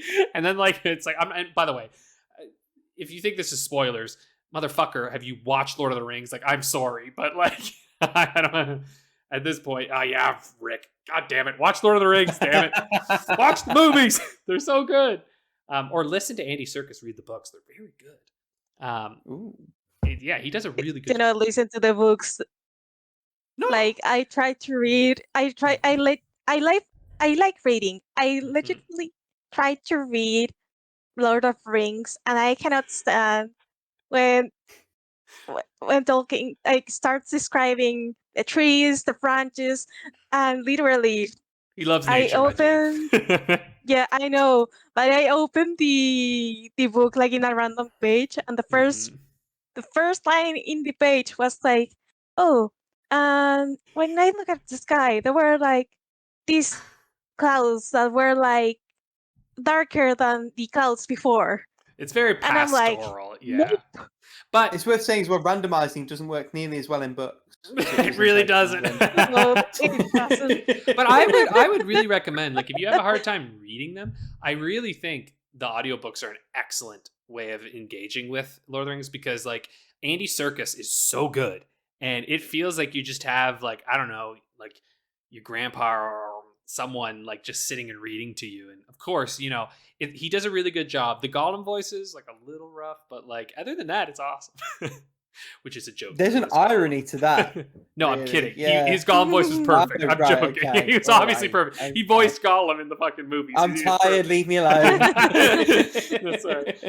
Anyway, but the game itself, Cyber, I think, just commented on this. I actually remember playing it when he was young. It said that when they were young, it said that the movie video bits weren't good back then either. So I'm like, okay, it's not just me now. Like, it always looked crunchy. It's also why I think the video clips are why the game is split onto 2 discs, because I see no reason why it would have to be split onto 2 discs otherwise, because the game's not that big. So I'm like, no. Yeah, it's definitely a case of like, there's a lot of movie in here. Anyway, other than that, I'm playing Ace Attorney Investigations 2 Prosecutor's Path. I'm on the last case now. I'm getting there. Yeah. It's really good. It feels longer than the other Ace Attorney games. That's something I will say. Yeah. It's a little bloated. I love it, but it's a bit bloated. This is for the diehards. That's what I'm gonna say. Like, it's great. I love the characterization they're doing with Miles, but these 2 games, I now understand why they didn't really come here. Because they're great and it's fantastic and it's a really interesting story. But it's a lot. It's a lot. And it's great, but it's a lot. I love it very much, but I recognize as I'm playing it, I'm like, yeah, there's a lot of motherfuckers who would tap out by now. Even though by doing so, they're going to miss some incredible stuff. I just think, I honestly feel like, Die Hard wise, it's like, okay, well, we know that these two games exist. We have Investigations 2. They're there. They exist. They're fine. If they were to bring this game back, I would love to see a director's cut that smashes the two of them together and fucking edits some shit. Because I think you could really make something superb. It just feels a little bit like, it feels like they were kind of allowed to just do what they wanted, which is great. But I think it could have used a slight editor's touch. Just a bit, just a little bit. That being said, I fucking love it. It's really great. And it's like, I say all that and yet it's shaping up to be like a 9.5 or 10 for me. So you know what I mean? But that's a me thing. I love Ace Attorney. I'm getting the fucking statue of Miles and fucking Phoenix, right? So, I'm biased. But I just tried to take my rose tinted glasses off for a second there. Started Scorn. I'm going to pause Scorn because I started on PC, but it's really gross and I want to play it on my big TV so I can see all the gross better. It's disgusting. It is viscerally uncomfortable in all of the absolute best ways. This game is going to turn off a lot of fucking people. And it's got this kind of organic puzzle solving, or literally fleshy, but also you're kind of just got to figure it out. You're like, I don't know what's going on, but just poke around, buddy, which I'm digging. So anyway, that one's on pause for a bit. I just started Lost in Random on Switch. Really pretty. It's this EA Originals game about dice. This world of the master dice something, and I've literally just started. It seems like platformy. There's a little bit of slingshot shooty, something to do with dice gameplay. You fight stuff. It has really cute artistic stylings. It looks a little bit like that. I don't know, Paranorman or Nightmare Before Christmas. Actually, Nightmare Before Christmas. Anything Tim Burton, yeah. Yeah, it's very Tim Burton-esque, and I love games that do this shit. I'm like, yeah, fuck yeah. Why don't we have more games that look like Tim Burton movies or fucking Pixar movies? You know what I mean? I'm like, come on. Video games are perfect for that. So yeah, great game. Anyway, that's it. Rick, what about you? Yeah, so I'll start with the games I am technically still playing but have not touched for the past week and a bit. Legend of Zelda: A Link to the Past for the Game Boy Advance, Evoland for Android. Those two. I wasn't sure I had to go through them. I was like, which ones have I played? Which ones haven't I? I played a bit more of Jack Move. Still a wonderful little RPG. Nice. The pixel art's lovely. It's definitely a little bit too easy for the most part. I did go to a different area for a side mission and almost got it handed to me a couple of times. The battle system's pretty cool because it's just your protagonist. So it's a single party turn-based system. But there's a move called a cache where you can, it's like defaulting in Bravely Default, but there's no brave option, basically. But it also doubles up as a defensive maneuver. And because there's sort of various things that you can do with that extra turn that synergize in, and it's only you, those decisions are magnified in their importance. And it's a really clever way of fleshing that system out a little bit. The world's really good. The story's good so far, although I am still relatively early. And I've only played a couple of hours of this game total. And it's worth saying the game looks like it falls short of the 10-hour mark overall. So still a fair bit to go. I'm just really, really glad I discovered this game through the Next Fest, and I'm really, really enjoying picking into it now. Played some more of Guacamelee 2, some more Guacamelee, and they've really struck lightning twice as far as I can tell. One little thing to shout out on this: there is a track in the soundtrack called Los Manglares. Fucking incredible. It's got like a really jazzy little sort of trumpet motif through it, an incredible bass line. yeah, it's on my Spotify playlist now. It's good tunes and it's a good game, and I like it a lot. What else have I been playing? Speaking of Castlevania and playing all those games, I was telling Alex and Paula just before we started recording, I finally pulled my finger out and got Dolphin running on my computer. And the first thing that I played with Dolphin is Castlevania The Adventure ReBirth, the M2 helmed remake of Castlevania The Adventure for Game Boy, which I played maybe a couple of months back now. Infinitely better than what it's based on. Really, really well done reimagining of the game. Retains a lot of the feel, retains the more stiff movement, retains the slightly awkward staircases, but takes liberties in all the right places. So, for example, in the original game, as long as you had full health, similar to Zelda's sword, your whip was stronger and it fired out a flaming projectile.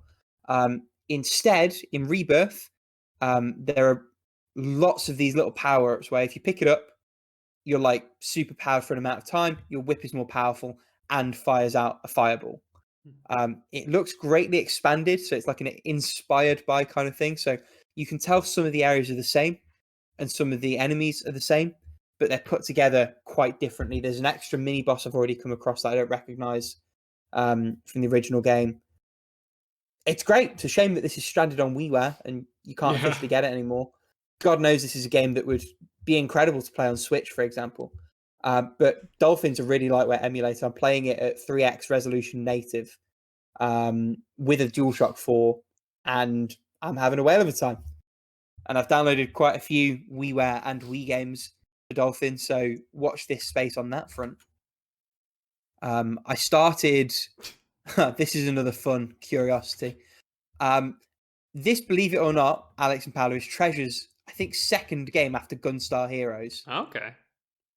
And the game in question is McDonald's Treasureland Adventure for the Genesis. Hard as balls, have to say. Quite difficult so far. So Ronald's moveset consists of a jump that is more like a star jump come penis thrust, which is a bit inappropriate. Oh, I've fucking seen this. Yeah, he does that weird. Yeah. The only thing I can liken it to is, you know, It Takes Two, the male character. Yes. When he does the dash, and it's like someone's thrown a fishing line and they've hooked it on the front of his like Chunk. Waistband and just yanked. That's what the jump looks like. It's very strange. He also has like a magic projectile attack thing. And the third move on the Genesis controller is to throw a scarf upwards. And there's various like hook points that you can pull yourself onto and like connect to zip lines, like a really, really rudimentary sort of bionic commando type thing. There are one-hit kills in this game, or enemies that have one-hit kills. You do have like a life bar. Everything feels tight. The environments are pretty well detailed for a Genesis game. Ronald McDonald is suitably fucking terrifying. I think I'm going to beat it more as a curiosity rather than the game having anything inherently to say for itself in this, the year of our Lord 2022. Like, it's a fine mascot platformer, but even at the time they were a dime a dozen. This is purely a matter of curiosity, and I'm trying to play every game that Treasure ever released. And this is sort of first up because I already played Gunstar Heroes in its 3DS port. So yeah, wouldn't necessarily recommend this one, but like it holds up to the extent that a mascot platformer can. And it is a game. Yes, this game sure does have graphics and sound and controls. But speaking of a better game. Yes. How long to beat the game? How long to beat the game? It's Resident Evil 2 for PC. Such a well-optimized game. Plays really well on what is an aging gaming laptop. I haven't played far. I think I played more when I played the demo a couple of years ago than I've played with the full game so far. Like, I've just gotten to the police station. Nice. Who did you choose? Which I think is where the demo started. I chose Leon. Nice. I was like, hang on, is he called Chris? But Leon, yeah. No, it's Leon for this one. Yep, Leon and Claire. It is Leon for this one. Good stuff. Yeah. So I picked Leon in this instance. I honestly don't remember that. It's a few days since I played the opening to this game. I genuinely thought you just played as him. I know in the original you could pick between the two, but No, you pick between. Is it still like they're two distinct? Okay. Two distinct stories. Yeah. Interesting. Okay. With shared locales, but there are different moments within and different puzzles. Some puzzles are shared, some aren't. But it is a distinct experience. Yeah, and it's a fun experience. It's got good. Yeah. So, and this is the thing. Like, I'm pretty confident I'm going to have a good time with this one. I really enjoyed the demo when I played it. It just didn't become a priority. As it happened in the intervening time, my brother bought the game, and so via family sharing, I am able to experience it. Yeah, very appropriate in time for spooky season. I mean, in terms of the way I'm going to try and play this out, like Evoland, Jack Move, Castlevania the Adventure, McDonald's Treasureland, like that's a couple of hours each for those games to finish them off. And the plan is to pick at those over the next week around Resident Evil being sort of the big focal point game. Guacamelee I'm not far into, and it's really, really great, but it's one that I know is going to be really easy to pick back up. Yeah. So in terms of where I'm going with these, that's the present plan. Are you replaying Resident Evil 2 for this, Alex? Or I don't know. I've been debating this a little bit because there's so many goddamn games to play right now. I think what I'm going to do... Ain't that the truth? Yeah, I don't know. I don't think I'm going to do a full replay, but I do think I'm going to download the VR mod and try that out on PC. Because I want to do that. I got to wait until I'm back in Edmonton at the end of this week. So I'm just kind of on because I can't... I could connect it to my laptop, but I don't want the cords, and I need that good internet for that stream and shit. So I get that. Yeah. Anyway, I am going to play some. I'm just probably not because I played this game 3 times already, so like I know what's up. But yeah, I will do some just so I can talk about what that experience is like, and then Paula will get on it eventually because I think you just wait until you get back, right? Yeah. As well. Yeah, I'm waiting to get back home, which should be around Wednesday. So then I'm gonna try to coerce my boyfriend into joining me in this adventure via Discord because I am too much of a chicken to just play this alone. It is a scary game. Yes, it is. I'm used to it at this point, but yes, it is a frightening game. So that's a good idea. Is it more spooky than Silent Hill? I don't know. Yeah, but in different ways. Okay.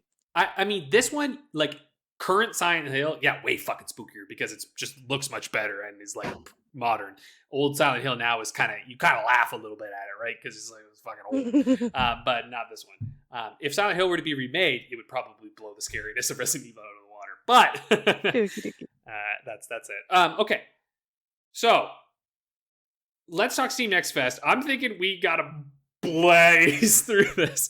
So I have an idea for this.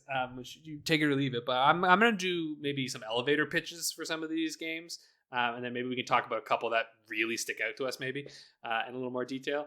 Because there's a couple that we all played that I don't know. So take it or leave it. But I'm gonna try something here because at least to go through a little quicker because some of my games I don't have a lot to talk about. I'm gonna let you do that and see how it goes. Yeah, it should be fine. Hellcard. This is a little demo game. It's basically it's a weird game. You're like in the center of this like circle with enemies coming into the circle, and you have cards, and you play the cards down onto specific enemies to attack them. It's clearly meant to be a co-op game because when you play it single player in the demo, they don't give you other AI companions because they clearly haven't coded that yet, and it's impossible. Absolutely impossible to play without AI companions. After the first 2 levels, you're like, oh, I'm getting the hang of this. And the 3rd level, you're like, and that was impossible. I got completely swarmed. So not a fan. Homicidal All-Stars is XCOM 2, but just like cheaper and not as good and hard to justify. It's fine. It's like a weird, like, you're like, it's like apocalypse and you're like in a blood bowl kind of thing. And you're like it's fine. I wasn't hugely impressed by it, but if you're like super strapped for more XCOM style gameplay, then yeah, you'll probably find some enjoyment here. But that's a genre with like some fucking bangers in it, you know. So it's a little hard to justify, and I can't tell if there's any kind of story mode. It seems more just like roguelite. It's kind of like rogueliting the XCOM experience, which to me, don't know how great that's gonna work, but let them try it out. Inculinati, incredible. This is awesome. I stopped playing this actually after the tutorial because I was like, no, fuck no. I'm going to play this on my own when it comes out. You play as medieval monks who are battling each other while drawing on like manuscripts. So you're drawing like medieval art that fights each other on a line. Very cool. It's like Darkest Dungeon combat. Yeah, and it's fucking awesome. And so you're like this knight fighting against like a nun, and it's hilarious and it's great and it's very Monty Python. This is one to like put on your wish list and watch out for it because it's dope. Yeah. I watched the trailer for that back on I don't know when. Yeah. And yeah, this is a must buy. This is a must play. Absolutely. Super original, super fun. And surprisingly quite deep, actually. Like a lot of mechanics in here. I'm going to skip the next one to talk with Paula about in a minute. The Pale Beyond. For some reason, there were two stuck in the Arctic 18th century ship-faring games. I didn't know this was a thing. So The Pale Beyond is like, this one I think actually is very cool. So it's like, no pun intended. It reminds me of some of Inkle's games, where it's kind of like this narrative sort of choose your own adventure survival game where you're set on an expedition to go find somebody in the Arctic. And so you're like the captain, first mate. And so you have to make a bunch of decisions and you have to like keep track of all your stuff. And I just stopped because like the narrative stuff is really good in it. Beautiful art, writing seems really good. This is going to be a great game. And I think it's one to keep like an eye on because it's looking good. On the opposite side, there's Terror Endless Night, which fucking sucked. And it was, at least from my experience, it's like this survival game and they plop you into like far into the game. And they're like, we just want you to get an experience what the whole thing's like. And you're like, okay, but you know, the problem with you doing that is I have no fucking clue what any of this means or what the hell is going on. And it was just, the UI felt rough. It was like they were bombarding you with too much text and the text wasn't all that interesting. And you were just kind of like managing stuff on the ship. I wasn't a fan. Okay, doing good. Retro gadgets, incredible. This is a little like, this isn't really a game. It's like software. You make retro gadgets, but like literally you program them. Simulator. Yeah, it's very cool. I played it, but I didn't put it on my list because I was like, I don't get this. I'm going to wait till it comes out and people do some tutorials and stuff, and then I'll maybe come back to it. Yeah, and the thing is, you got to know how to code. Could be really fun if you know how to do that, but I don't really. I do a bit, but not enough. Not this language. Soulstone Survivors, kind of neat. It's like a auto battler kind of, but like you're like running around and like it's like there's like waves and waves of enemies coming at you, and you're like your moves and your attacks are auto firing. But as you collect like stones, you get new skills that you can slot in, and so you're just like getting more and more powerful as more and more kind of creatures come at you. Kind of neat, but I could see it like I actually after one round was like, I've had enough, you know? Like, I can't see any replayability. It's, like, neat to try, but I can't imagine playing it. Last one, Wild Frost. This one's great. Card Battler. It's a roguelite, but it's, like, all kind of, like, wintry themed. But you have 3 lanes as you're playing, and you can move all your characters between the lanes to, like, attack the enemies and, like, play your cards. It's great. I love these kind of games, so I'm into it. And then I'm going to tag in one here that I will tag Paula in. Manor Lords. I mean, for one, it's amazing, but not for me. It's complicated. Yeah. It's one dude, too. What the fuck? From what I played, looks more like of a city builder, but though I know there are like other lords in the map, which I still don't know the purpose of them. There's real-time battles, apparently. Oh, nice. Then it depends on the set, like the one of the 3 modes to pick, because I think one of them is like with battles, and one of them is like just try to have the best civilization ever. Yeah. That there ever was, and the thing about it is that, first of all, you don't have a grid.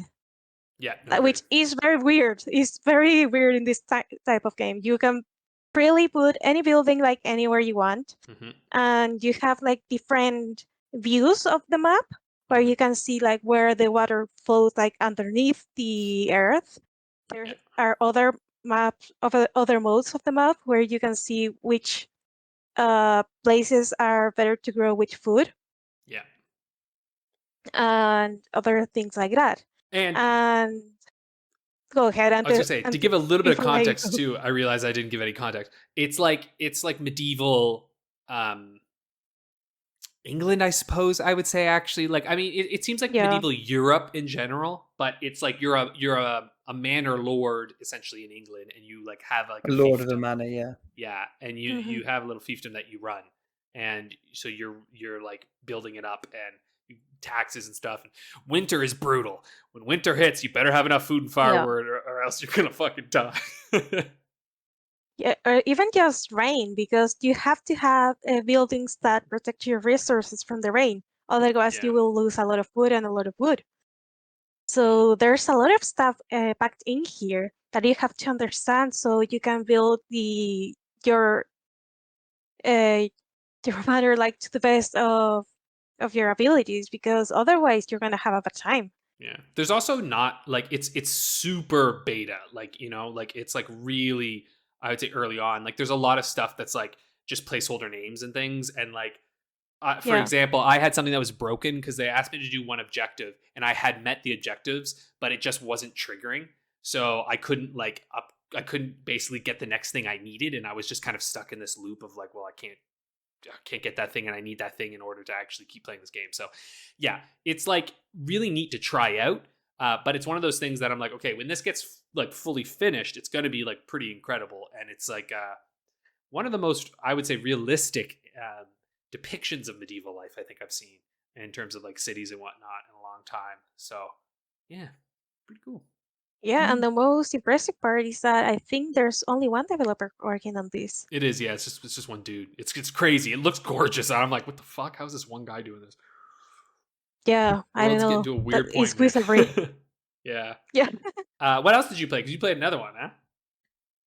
Yeah, Castle Full of Cats. If you remember Building Full of Cats, it is practically the same with a nice little touches here and there, because you play as what was the name of the cat? I think it was Lily, the calico cat detective that goes into this haunted mansion, and she has to free the cats from the curse and have them go back to being normal cats. So you have to find like these little cats with wings, or like those cats with baby wings, or like a mommy cat, or what was the other one? A pharaoh cat, or like cats with various different spooky inspirations. And once you find them, they not only get highlighted, they go back to being normal cats, which is very cute. And I didn't go very far in this demo.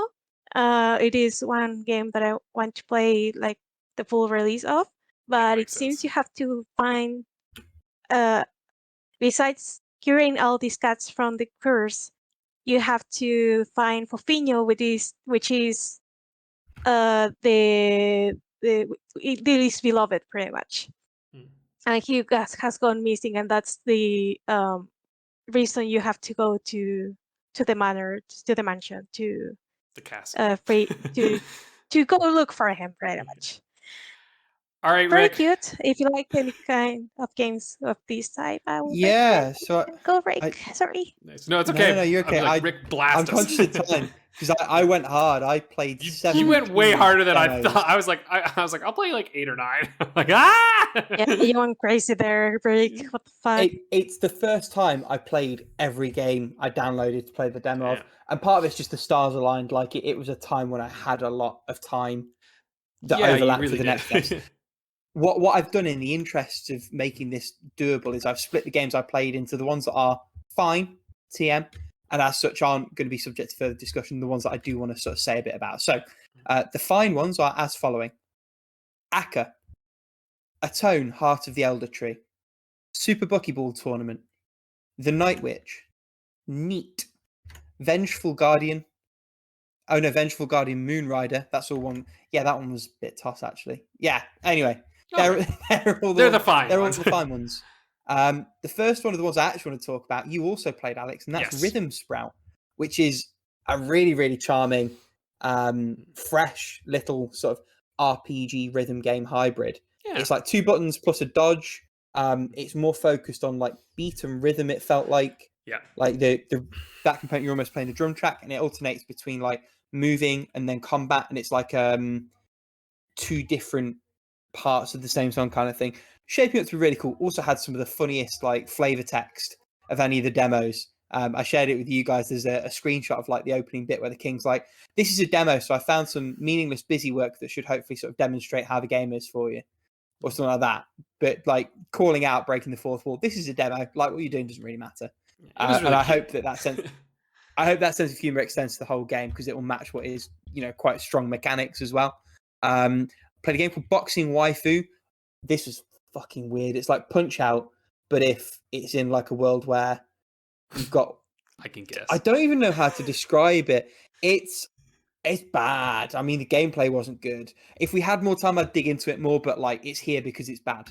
So yeah, not super enthusiastic about that. By contrast, 9 Years of Shadow is like the Egovania we've been waiting for. Ooh. It's a Metroidvania. Mechanics solid, art absolutely goddamn stunning.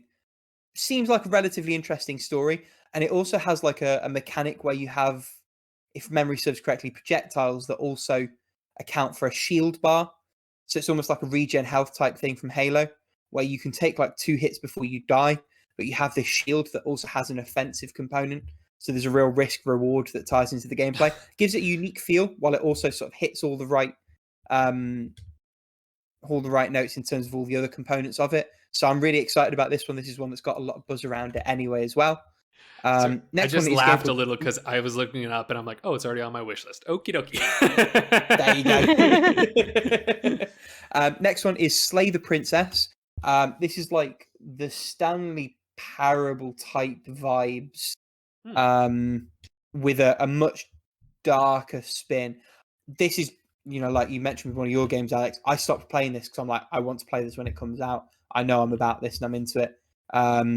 The writing looks incredibly strong, which is always crucial for a game like this. And the arts, I don't know if it's placeholder or if it's a stylistic choice, but it's like sketch, hand-drawn type thing. But it fits the vibe quite well. Real good one there. Potionomics is already out. The demo was like real pre-release stuff. You can tell there's some pedigree on this game because the art is gorgeous. I think it's been in development for like 6 or 7 years, and it shows. It's like do you remember a few weeks ago we had Resetia, an item shop tale or whatever it was, as the HLTB The Game? No. It's that kind of thing. So you're running an item shop, but there's also like a card, like a deck building component to it in terms of haggling with customers, and you're crafting the potions yourself, and there's like a visual novel component in that you're discussing things and trading with some other shopkeepers in and around where you're at, and that's also how you get new cards and do various other things. Looks almost as good as it plays. This is one I'm going to be buying in the next couple of weeks. I was that enthusiastic about the demo. It's like £20 or your regional equivalent, so it's like a mid-budget sort of game. I think this is probably one that would speak to all of us. So this is one where it sounds up my alley. and it's reviewing really well as well. So it's not got many reviews on Steam yet, but as it stands, it's 95% positive. I was just looking at it. So this one I'm very, very excited about. Probably the one I'm most excited about of all the things I played. Nice. A few left to go. N-Chain.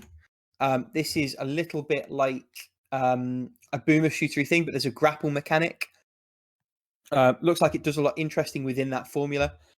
There's a quite high skill ceiling as well, clearly. I didn't play much of the demo. I could tell there was lots left to learn, and you could see the flexibility to do a lot of crazy things.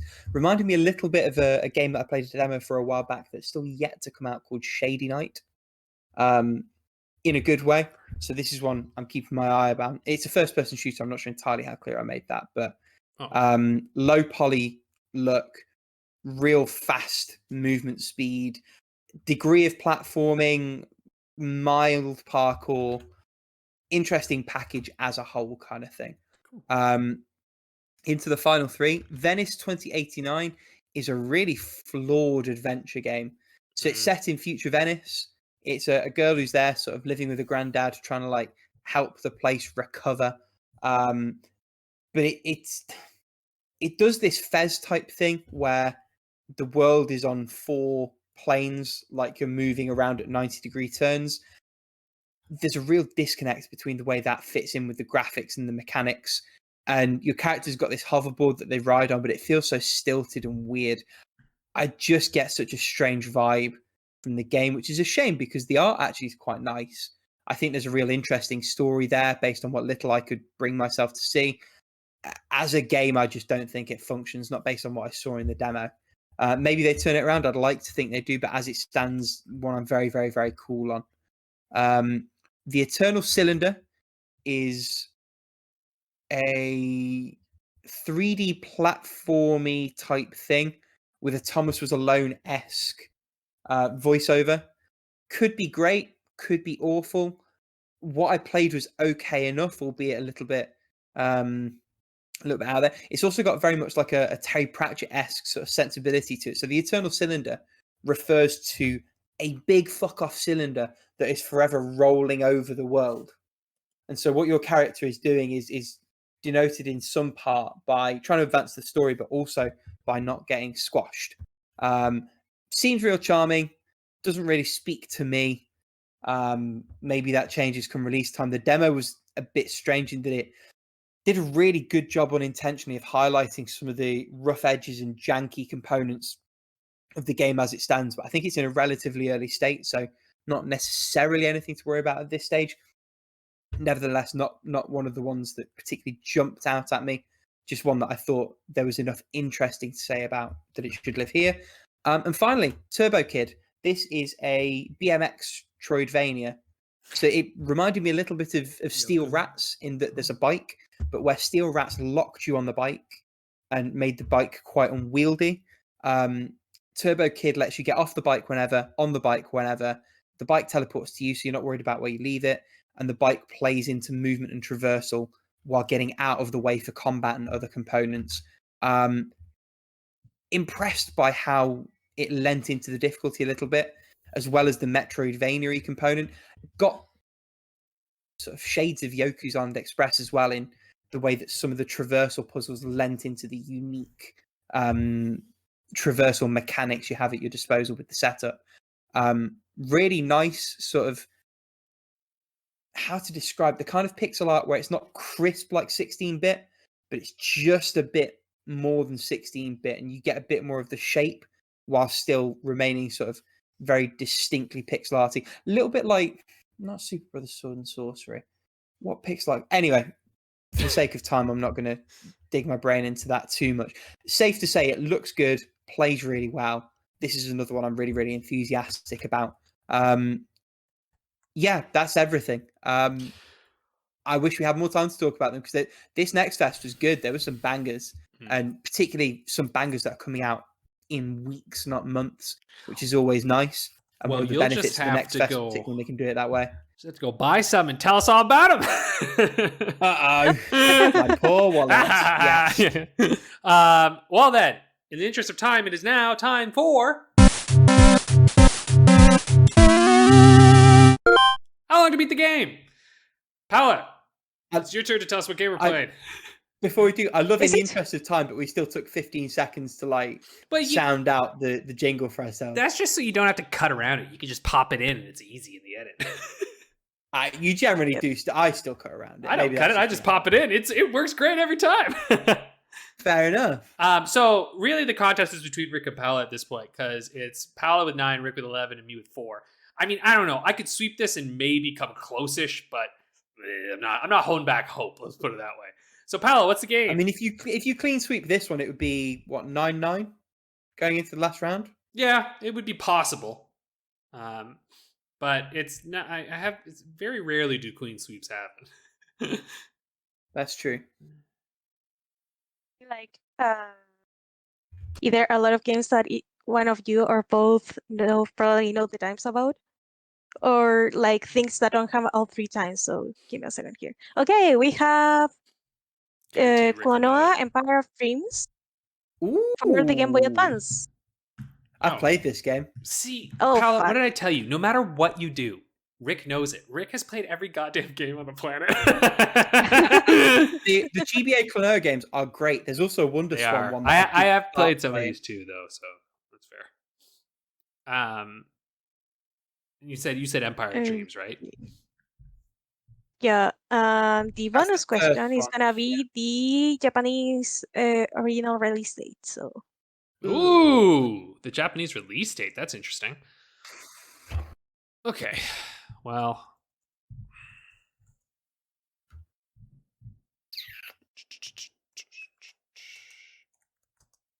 So Japanese release date is the bonus question. yeah, that's the bonus question. Oh, don't let me send those to Alex. Let's click Paula's. There we Oh, go. you could send it to me if you want. Yeah.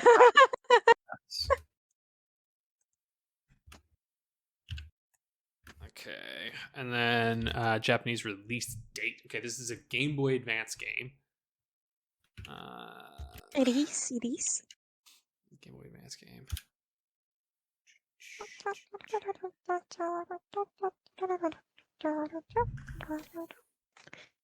Okay, I just need the bonus question from both of you. Okay. I'm trying to think.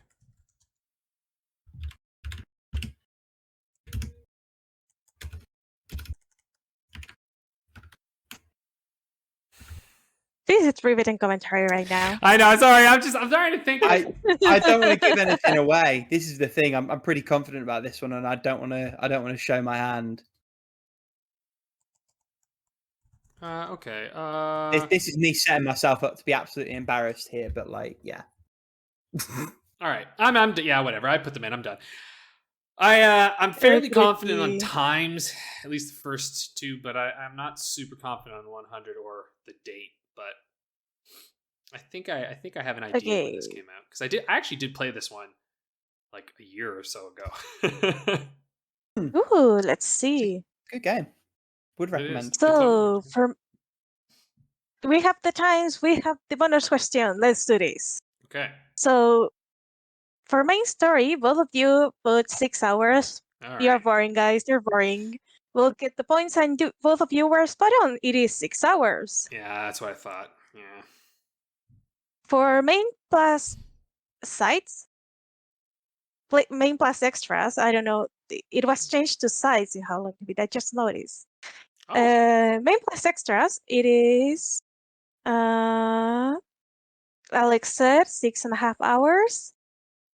Rick says 6 hours, and that half an hour is crucial because Alex was right on the money. Told you 6.5 half hours. Price is right at that with a half hour. I hate that. I hate everything about that. Half hours, man. That's what they're at. That's where it's at. Yeah. I don't think I don't know. I don't feel confident. For 100%, Rick said 7 hours, and Alex says 7.5 hours. Not again. And yeah, Alex won. And the time is 8.5 hours. Oh, okay. It's a That bit is longer than I fire. thought. All right. Well, I feel a little bit better about that. At least I got a couple points. Yep. Finally, for the bonus question, when was the game released in Japan? Alex says August 16, 2001, and Rick says August 1st, 2001.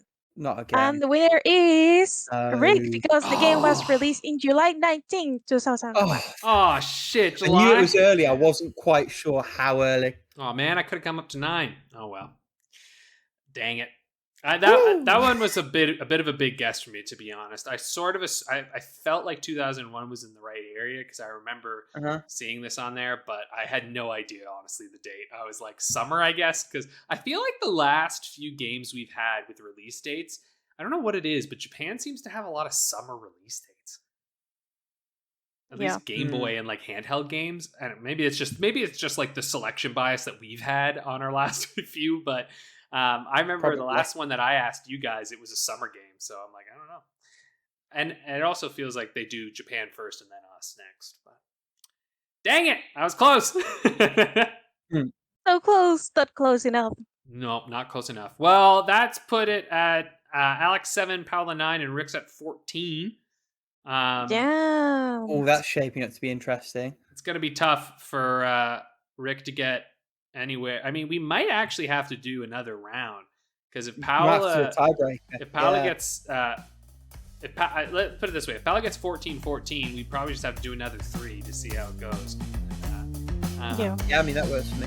Yeah. We'll see, but who knows? That really depends on what happens next week on How Long to Beat. Toodaloo!